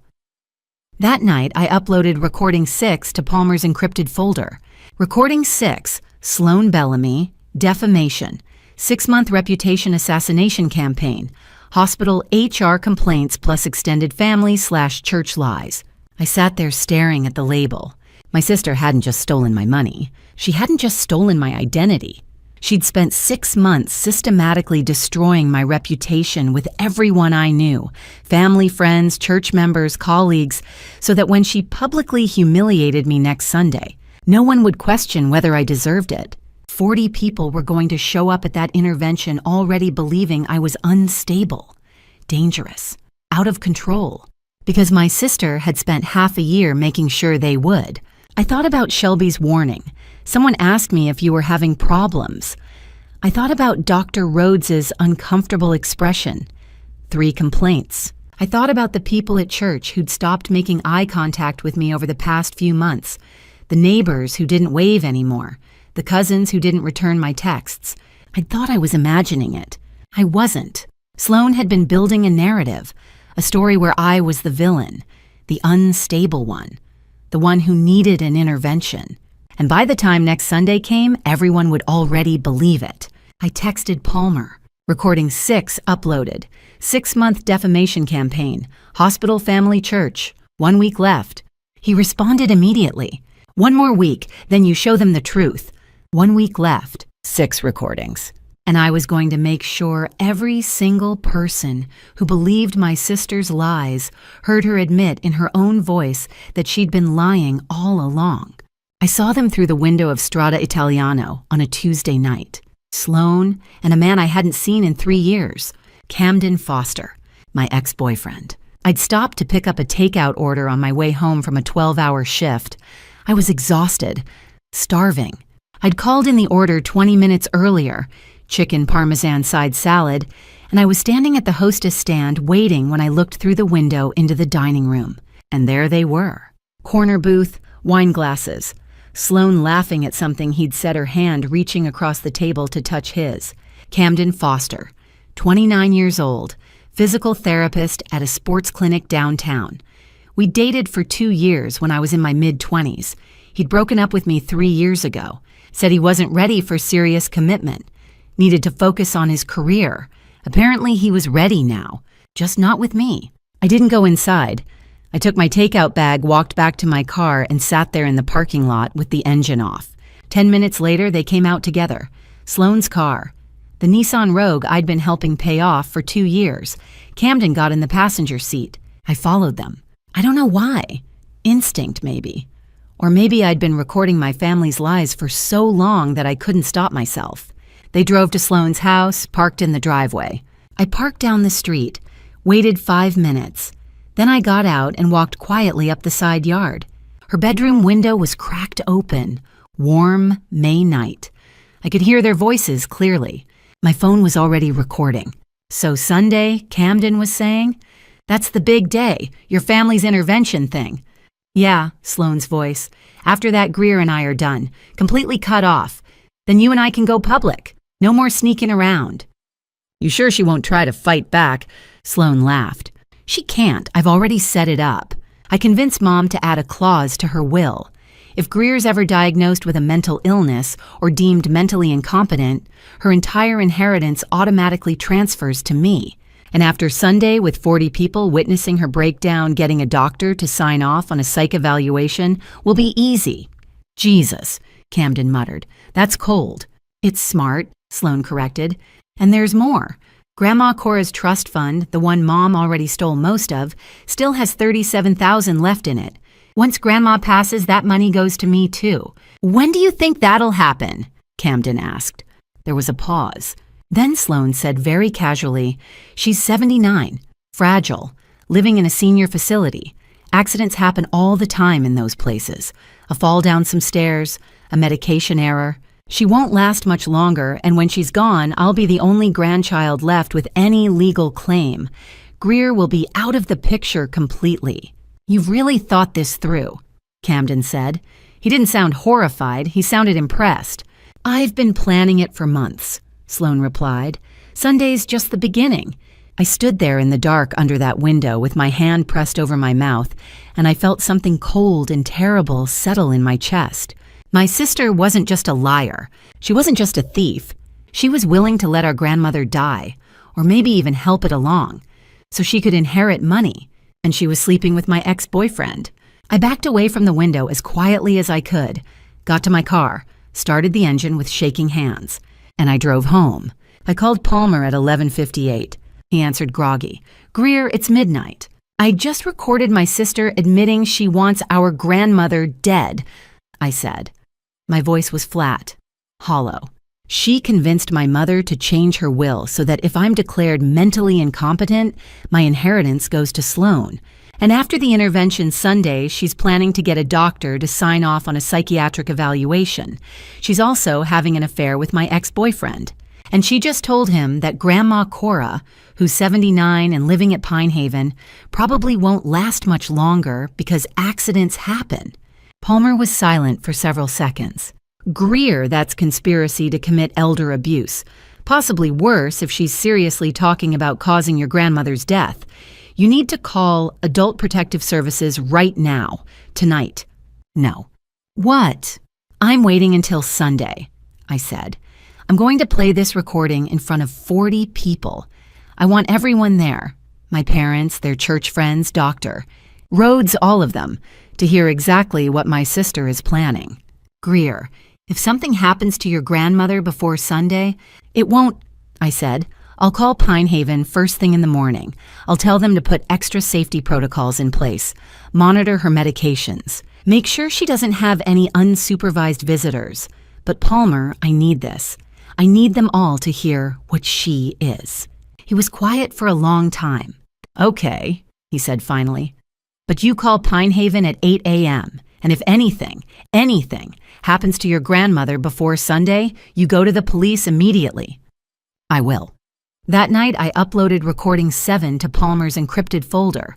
I labeled it Recording 7, Sloane Bellamy, Affair with Camden Foster, Inheritance Fraud via Coerced Will Amendment, Conspiracy to Harm/Endanger Cora Bellamy. I sat there staring at the file name for a long time. My sister was sleeping with the man who'd broken my heart 3 years ago.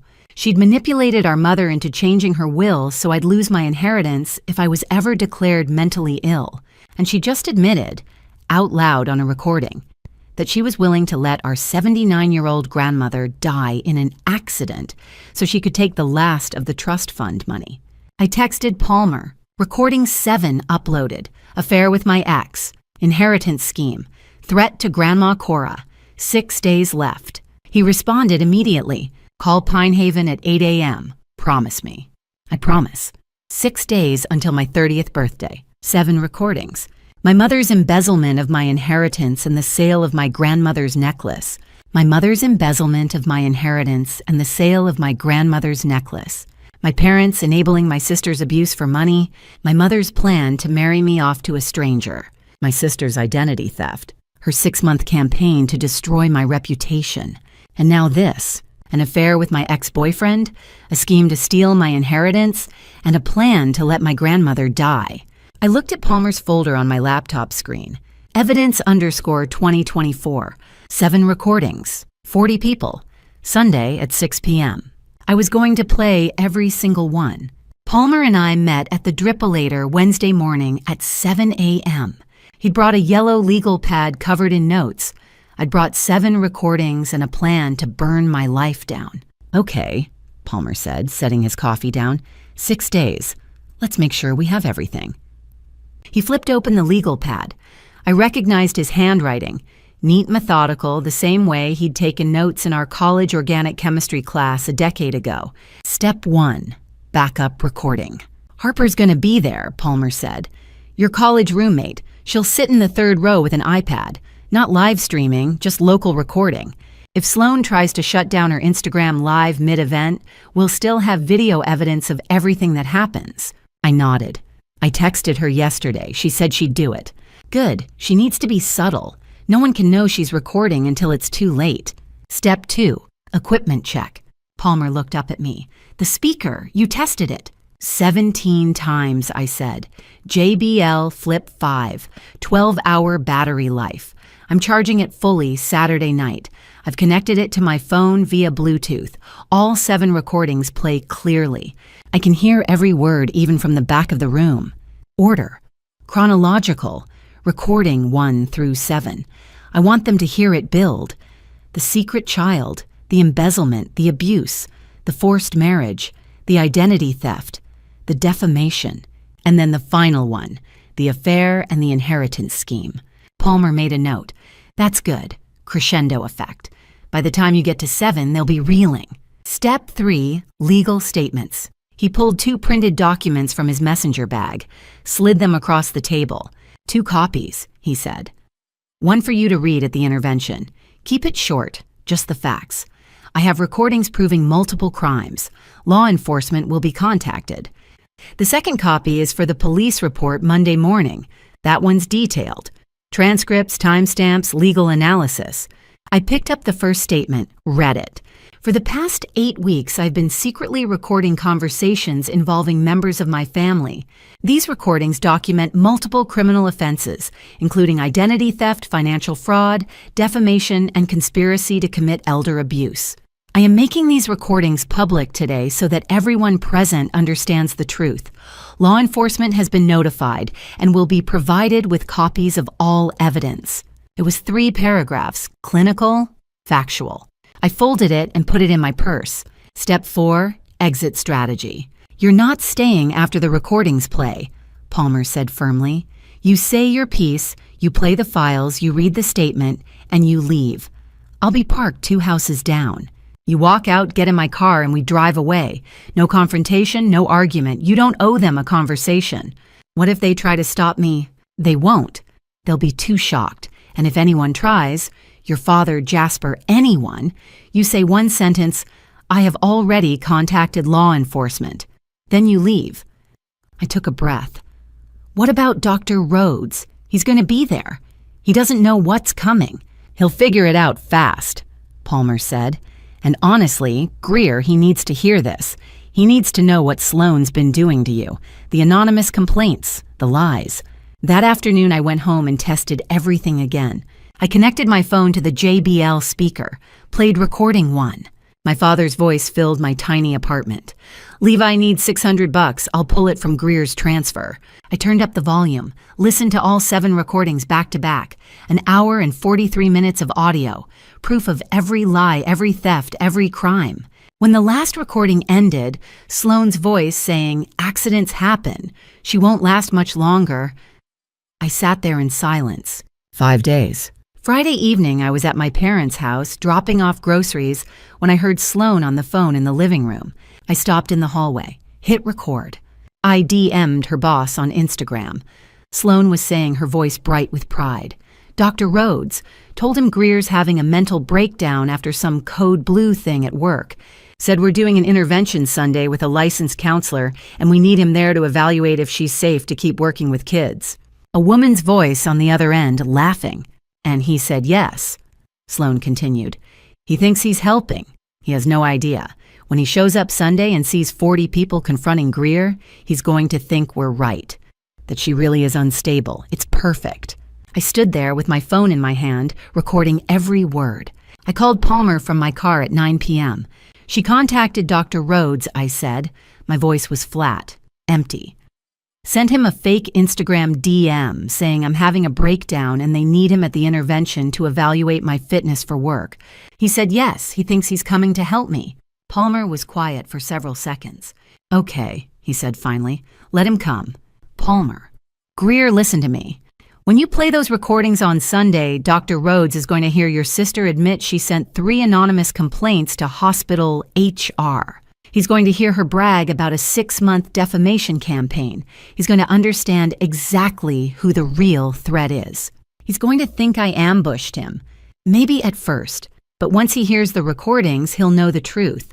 And honestly, having your boss there when you expose all of this might work in your favor. He's a witness, a credible one. That night, I sat on my couch and looked at the checklist Palmer had written on the yellow legal pad. Equipment tested. Backup recording, Harper confirmed. Legal statements printed. Exit strategy planned. Dr. Rhodes manipulated into attending Sloane's move, not ours. Everything was ready. I opened my laptop, looked at Palmer's encrypted folder. Evidence _2024. 7 recordings. 40 witnesses, 5 days. I texted Palmer. What if something goes wrong? He responded immediately. Nothing's going to go wrong. You've spent 8 weeks building an airtight case. Sunday, you're just presenting the evidence. Trust the plan. I stared at that message. 8 weeks, 7 recordings, 56 days of pretending everything was normal while I collected proof of every crime my family had committed. And now, in 5 days, I was going to stand in front of 40 people and play every single one. I texted back, okay, 5 days. Palmer, 5 days, then it's over. 5 days until Sunday. The equipment was tested. The backup plan was in place. Harper had her iPad. Palmer had the legal statements. Dr. Rhodes had been manipulated into attending by my sister's fake concern for my mental health. And I had 7 recordings that were going to detonate like bombs in my parents' living room. The trap was set. My entire family was walking straight into it, and I couldn't wait. I drove to Pine Haven on Saturday afternoon with a bouquet of yellow roses on the passenger seat and a lie prepared on my tongue. Yellow, her favorite color. $18 at the florist on Merriman Avenue, wrapped in brown paper and tied with twine. One day before everything ended. Pine Haven smelled the same as always. Lavender and industrial floor cleaner and something faintly medicinal I could never quite name. I signed in at the front desk. The receptionist smiled. Room 214. She'll be so happy to see you. I walked down the hall with the roses in my hand and my heart in my throat. Grandma Cora was sitting in her chair by the window when I knocked. She turned and her whole face lit up. Greer, sweetheart. I crossed the room and hugged her carefully. She felt smaller than I remembered. Frailer. But when she hugged me back, her grip was still strong. I brought you flowers, I said, setting the bouquet on her nightstand. Yellow roses. She smiled. You remembered. Of course I did. She gestured to the chair beside hers. Sit. Tell me everything. How's work? We talked for 20 minutes. I told her about the PICU, about a patient we'd saved last week, a 6-year-old with pneumonia who'd coded twice and somehow pulled through. I didn't tell her about the HR complaints, the anonymous emails, the investigation that could cost me my career. I just talked, and she listened, and for 20 minutes I felt normal. Then she said, "Tomorrow's your 30th birthday, isn't it?" My stomach dropped. Yes, I said carefully. Why wasn't I invited to the party? I forced a smile. It's just a small thing, Grandma, immediate family, nothing fancy. I'll come visit you next week and we'll celebrate properly. Just you and me. She looked at me for a long moment. I couldn't tell if she believed me. All right, she said finally, but you have to let me give you your present. Grandma, you don't have to. Hush. She waved a hand. I've been planning this for months. I want to give you my sapphire necklace, the Art Deco one. Your grandfather bought it for me in Charleston in 1972. Do you remember it? I remembered. I remembered my mother's voice on a recording casual and unbothered sold it last year. Got $1,150. Told Mama she must have misplaced it. I remember, I said quietly. I wanted you to have it for your 30th birthday, Grandma said. It's been in the family for over 50 years. but I can't find it. I've looked everywhere in my jewelry box. I thought maybe your mother took it home to keep it safe. Have you seen it?" My throat closed up. I looked at my grandmother. 79 years old, white hair, carefully combed, wearing the pale blue cardigan I'd bought her 2 Christmases ago. And I lied to her face. "Mom's keeping it safe at the house," I said. My voice sounded steady, normal. "She didn't want it to get lost here. I'll bring it next week when I visit, okay?" She smiled, relieved. "Oh, good. I was so worried I'd lost it. Your grandfather worked overtime for 14 months to save up for that necklace. It means everything to me." I nodded, swallowed hard. "I know, Grandma." She reached over and took my hand. Her skin was thin, papery. I could see every vein, every age spot. Her wedding ring, the one she'd worn for 56 years before my grandfather died, was loose on her finger now. "Greer," she said softly, "I need to tell you something." "What is it?" She looked at me with those sharp blue eyes, the same eyes my father had inherited, the same eyes I saw in the mirror every morning. "I've been thinking about something," she said. "You know what I've learned in 79 years? I shook my head. The people who truly love you will always show up, even when it's hard, even when it's inconvenient. If someone says they love you but they never show up when you need them." She squeezed my hand. "Then that's not love, sweetheart. That's just words." I felt my eyes start to burn. "Do you understand what I'm saying?" she asked gently. I nodded. I couldn't speak. Because she was right. My family had never shown up for me. Not once. Not when I was drowning in student loans and working double shifts to stay afloat. Not when I spent 5 years sending them every spare dollar I had. Not when I needed someone to ask if I was okay. They only showed up when they needed something from me. "I understand," I whispered. Grandma Cora smiled. "Good, because you deserve people who show up, Greer. You deserve people who love you the way you love them." I stood up before I started crying, bent down and hugged her. "I love you, Grandma," I said into her shoulder. "I love you too, sweetheart." I held on a little longer than I should have, a little tighter, because I didn't know when I'd see her again. I made it to my car before I started sobbing. I sat in the driver's seat with my hands on the steering wheel and cried so hard I couldn't see, couldn't breathe. I cried until my chest ached and my throat was raw and my face was soaked. Then I pulled myself together enough to drive. I made it 3 blocks before I had to pull into a Walgreens parking lot because I couldn't see through the tears. I sat there for 15 minutes, and I thought about my grandmother's words. The people who truly love you will always show up. Tomorrow, 40 people were going to show up at my parents' house, but they weren't showing up for me. They were showing up to watch me break. They were showing up because my sister had spent 6 months convincing them I was unstable, dangerous, out of control. They were showing up because my mother had invited them to witness my humiliation. They weren't showing up because they loved me. I drove home, and I made a decision. Tomorrow was the last day. The last day I'd pretend everything was fine. The last day I'd lie to protect people who'd never protected me. The last day I'd be part of a family that had never really wanted me. Tomorrow I was going to show up. Not for them, for myself. For Grandma Cora, who deserved to know her daughter had stolen from her. For Lily, the 9-year-old who taught me what love really looked like. For every lie I'd swallowed, every betrayal I'd ignored, every time I'd chosen their comfort over my own truth. Tomorrow I was going to stand in front of 40 people and play 7 recordings. And I was going to show them exactly what they'd done. Okay, before I walk through that door and face my entire family, I need you to do something, type justice in the comments if you're ready for what's coming. It means the world to me. One thing, the next part includes fictional touches for dramatic effect. If you're not comfortable with that, feel free to click away now. Otherwise, let's finish this. I pulled into my parents' driveway at 6:23 on Sunday evening, June 8th. And for the first time in 5 years, I didn't feel the weight of obligation. I felt the weight of a loaded gun. The house looked normal from the outside beige siding, porch swing swaying gently in the breeze, pansies lining the walkway. A handful of cars I didn't recognize were parked along the curb, a white Lexus, a Honda Pilot, a silver Tahoe. My father's Ford F-150 sat in its usual spot, and my mother's Camry was tucked beside it. 40 people, Palmer had said. 40 witnesses. My phone buzzed in my lap. Palmer's text read, "Battery." I typed back, 100%. Power bank ready. I'm good. I checked the pocket of my navy blazer. The Anker 20,000 milliampere hours was plugged into my iPhone, and the charging cable was tucked discreetly beneath the fabric. I'd practiced this 17 times.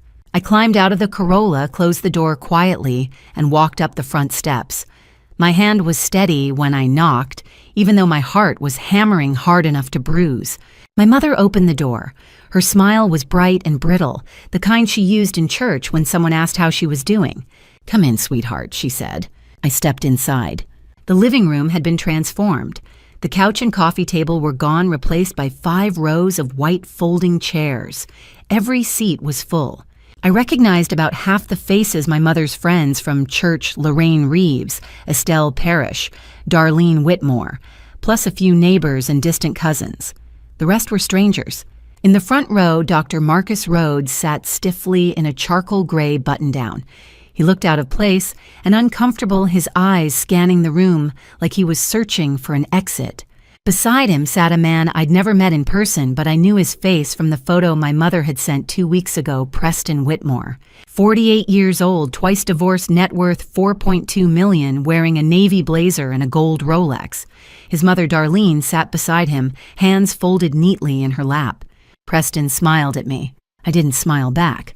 In the third row, Harper sat with an iPad resting on her knees, angled toward the front of the room. Her face was blank, but her thumb moved across the screen, already recording. And in the back corner, standing beside a tripod with her iPhone mounted at eye level, was Sloane.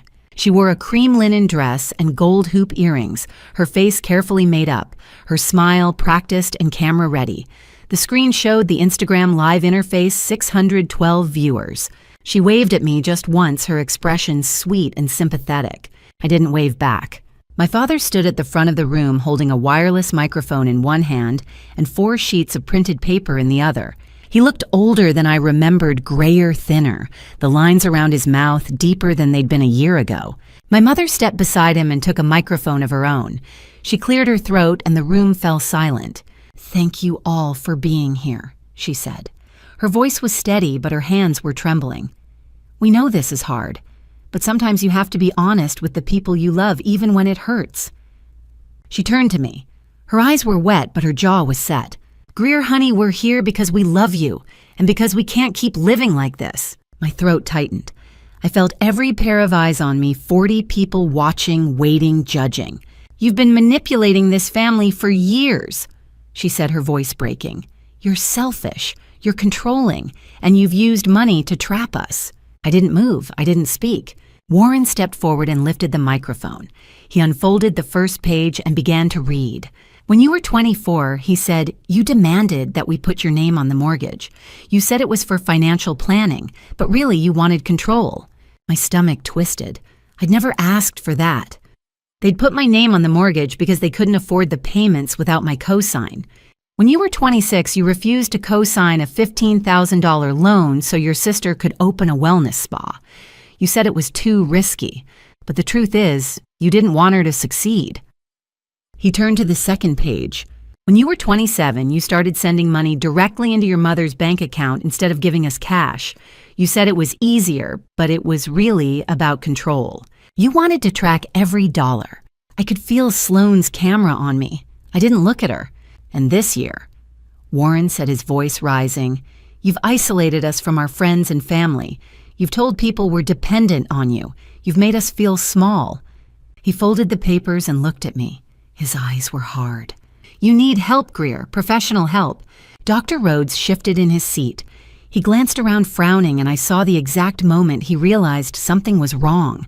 There was no therapist here, no licensed psychologist, no intervention specialist. Just my family and a crowd. Preston leaned toward his mother and whispered something. She patted his hand and whispered back. He looked confused. Sloane zoomed in with her phone. I could see the screen from across the room, my face pale and expressionless, framed by the camera. The comment section scrolled rapidly, heart-shocked emojis, 3 people typing, "This is intense," in all caps. 47 people were screen recording, and I still hadn't said a word. My mother stepped forward again, tears streaming down her cheeks. "We just want you to admit it, honey," she said. "We want you to take responsibility, and then we can heal." I met her eyes. I didn't blink. "Are you done?" I asked. The room went silent. "Because I have something to say too." I didn't sit back down. I reached into my blazer pocket and pulled out the JBL Flip 5. It was smaller than a water bottle, matte black and fully charged. I set it on the folding chair beside me and pressed the Bluetooth pairing button on my phone. The room was so quiet I could hear the faint hiss of the speaker connecting. My mother's voice wavered. "Greer, honey, what are you—" "I have recordings," I said. Her face went pale. "Recordings of what?" my father asked. His voice was sharp, defensive, the way it always got when he knew he was caught. I didn't answer. I just tapped my phone screen and pressed play. Recording 1, Warren Bellamy, March 14th, 2024. The speaker crackled and then my father's voice filled the room. "Levi needs $600 for books this semester.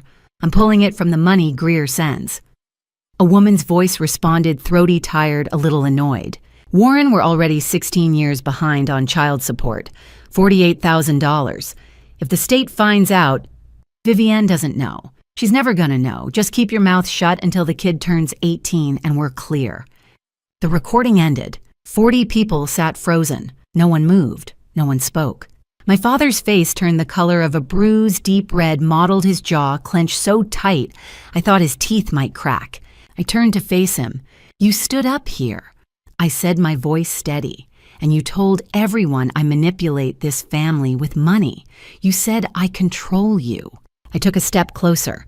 "But you've been stealing $600 a month from me for 16 years. You've been using the money I sent to help you to keep your house from foreclosure, to pay for a child you had with another woman, a child you've been hiding from all of us." Warren opened his mouth, but nothing came out. "So tell me, Dad," I said, "who's really manipulating, who—" Someone in the third row whispered, "Oh my God." Sloane's phone was still up, still recording. I could see the viewer count climbing 823 now. The comment section was exploding. "Who is Levi? This is insane. She's got receipts, 48,000. I didn't look at her. I looked at my mother. "Mom," I said, "you want to go next?" Her lips trembled. "Greer, don't—" I pressed play again. Recording 2. Vivienne Bellamy and Verity Coulter, April 9th, 2024. My mother's voice came through the speaker, bright and conspiratorial. "I pulled $63,000 from Cora's trust. Changed the mailing address to our house, forged Greer's power of attorney signature. She'll never know." Aunt Verity's voice responded, cautious. "Viv, that's illegal. If anyone finds out—" "No one's going to find out, and I already sold the sapphire necklace. Got $11.50 for it at that pawn shop on Patton." The recording stopped.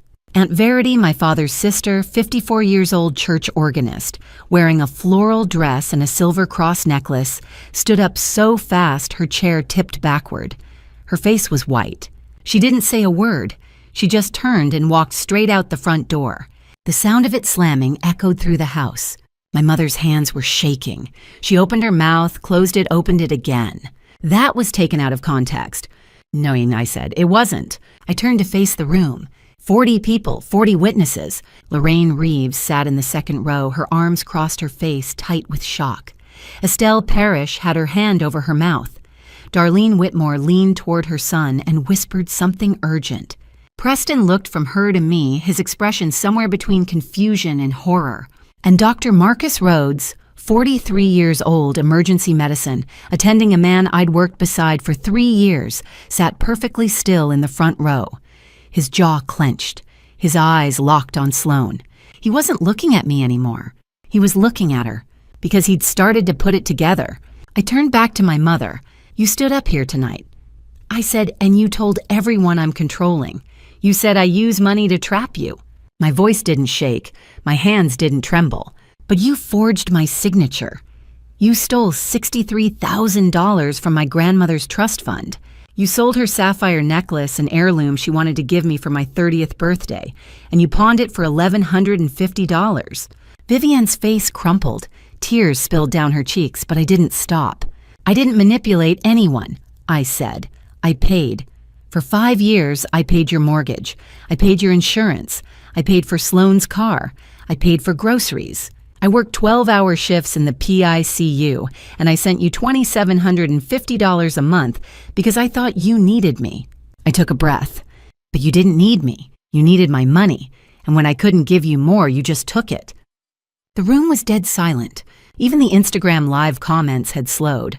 The viewer count was at 941 now. 94 people were screen recording. Sloan still hadn't turned the camera off. Her hands were shaking. Her face had gone pale, but she hadn't moved. She just stood there, phone in hand, live stream running, watching everything fall apart. Dr. Rhodes stood. He didn't say anything. He just looked at Sloan, one long, steady look, and then he turned and walked toward the door. Preston Whitmore stood too. He glanced at his mother, then at me, then at the tripod in the corner. "I think I've seen enough," he said quietly. Darlene grabbed his arm and pulled him toward the exit. They were gone in 10 seconds. I looked at my parents. Warren sat slumped in his chair, his face slack, his hands limp in his lap. Vivienne was crying, her shoulders shaking, but she didn't try to defend herself. She just sat there, tears streaming silent. I picked up my phone. I paused the playlist. "I'm not finished," I said, and I pressed play again. I stepped between Sloan and the speaker. She was already moving, hand reaching toward the tripod, toward her phone, toward the live stream button, but I got there first. I planted myself in front of the JBL Flip 5 and pressed play. Recording 3, Sloan Bellamy, Vivienne Bellamy, Warren Bellamy, May 2nd, 2024. Sloan's voice came through the speaker, first younger, breaking. "I can't do this anymore. He hit me again last night. I want a divorce." My mother's voice cut in sharp and cold. "A divorce means losing $3,200 a month, Sloan. This family can't afford that." My father's voice followed, flat and final. "Jasper said he'll change. You need to be patient. For the family." Sloan's voice cracked. "I don't care about the money. I just want him to stop." Vivienne, again harder this time. "Then you're selfish. We all make sacrifices." The recording ended. 40 people sat frozen. In the fourth row, Jasper Grant, 32 years old software engineer, Sloan's husband, wearing a navy polo and a wedding ring, stood abruptly. His face was the color of ash. He turned toward the door. Shelby Monroe, 29, PICU, nurse my coworker, standing near the exit in scrubs and Nikes, stepped directly into his path. "Sit down," she said. Jasper hesitated, glanced back at Sloan, then sat. I turned to face the room. "You all heard that," I said. "My sister told my parents she was being abused, and they told her to stay because of money." No one spoke. I looked at my mother. She wouldn't meet my eyes. I pressed play again. Recording 4, Vivienne Bellamy and Darlene Whitmore, July 11th, 2024. My mother's voice bright and scheming. "Preston's 48, divorce, twice worth $4.2 million. My daughter's 28, a nurse very sweet. I think they'd be perfect together." Darlene Whitmore's voice responded, cautious but intrigued. "I'll ask Preston to come to the birthday dinner on August 6th. Perfect. After the intervention, Greer will be vulnerable. She'll see Preston as a rescue. It'll be easy." The recording stopped. Preston Whitmore stood. He looked at his mother, Darlene, 70 years old, silver bob floral dress, sitting beside him, with her hands folded, and his face went from confusion to horror. "You told me this was a birthday dinner," he said quietly. "You said it was a chance to meet someone. You didn't say it was—" He stopped. He turned to me. "I'm sorry," he said. "I didn't know.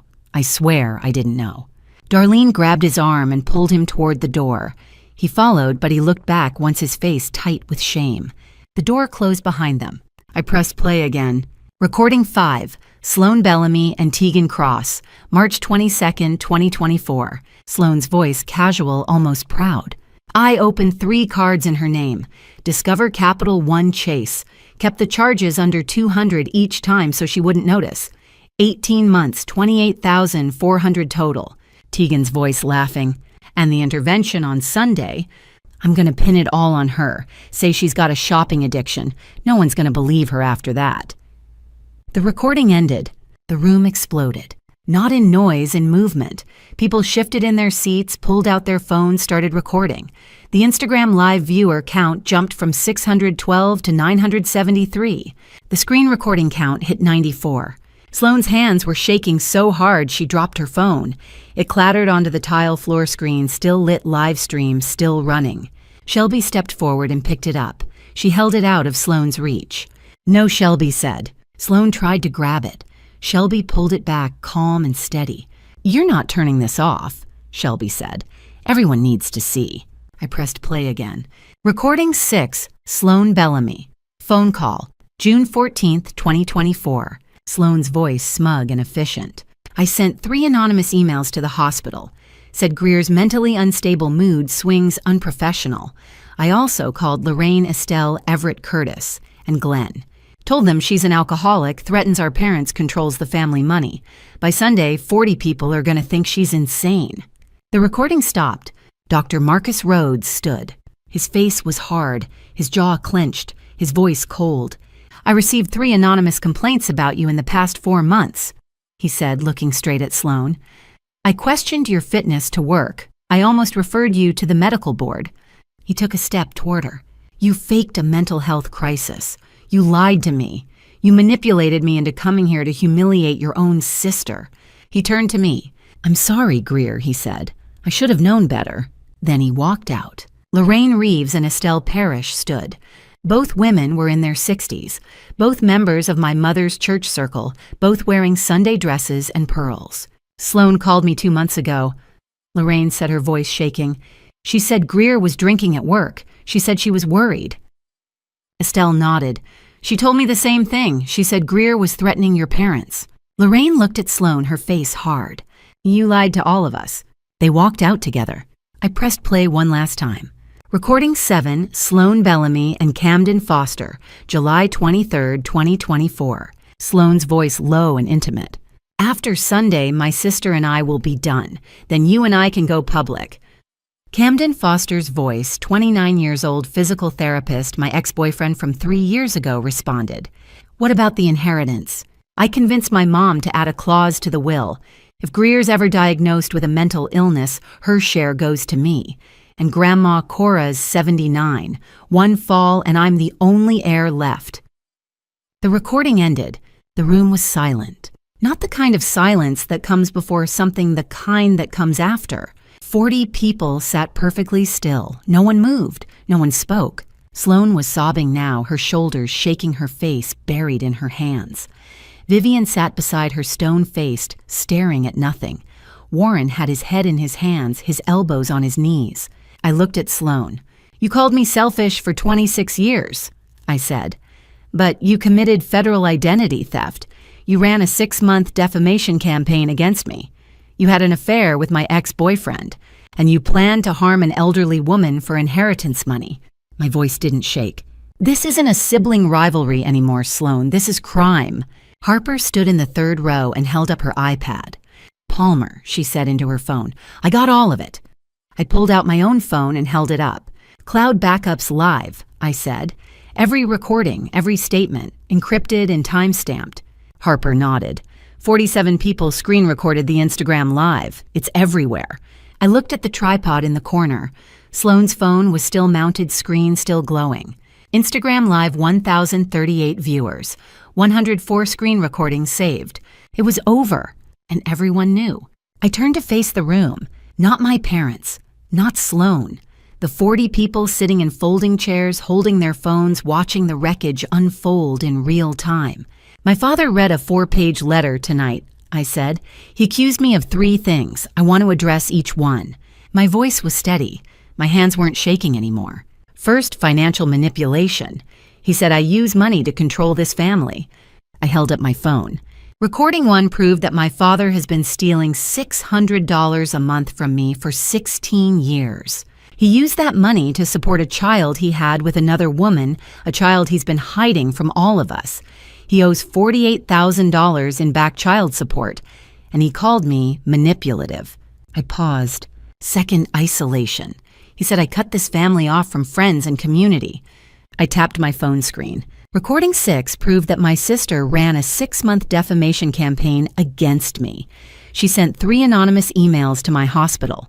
She called 5 people in this room, Lorraine, Estelle, Everett, Curtis, Glenn, and told them I was an alcoholic, that I threatened my parents, that I was mentally unstable. She isolated me, not the other way around. I looked at Lorraine and Estelle. Both women nodded their faces tight. Third refusal to help. He said I abandoned this family when they needed me most. I held up my phone again. Recording 2 proved that my mother embezzled $63,000 from my grandmother's trust fund. She forged my power of attorney signature. She sold my grandmother's sapphire necklace for $1,150 and pocketed the cash. I lowered my phone. So no, I'm not selfish, I'm not controlling, and I'm not refusing to help. I've been helping for 5 years. I sent you $2,750 a month. I worked 12-hour shifts. I lived in a 1-bedroom apartment and drove a car with 147,000 miles on it because I thought you needed me. My voice didn't waver. But you didn't need me. You needed my money. And when I couldn't give you more, you just stole it. I reached into my blazer pocket and pulled out 2 envelopes. Both were sealed. Both had names written on the front in black ink.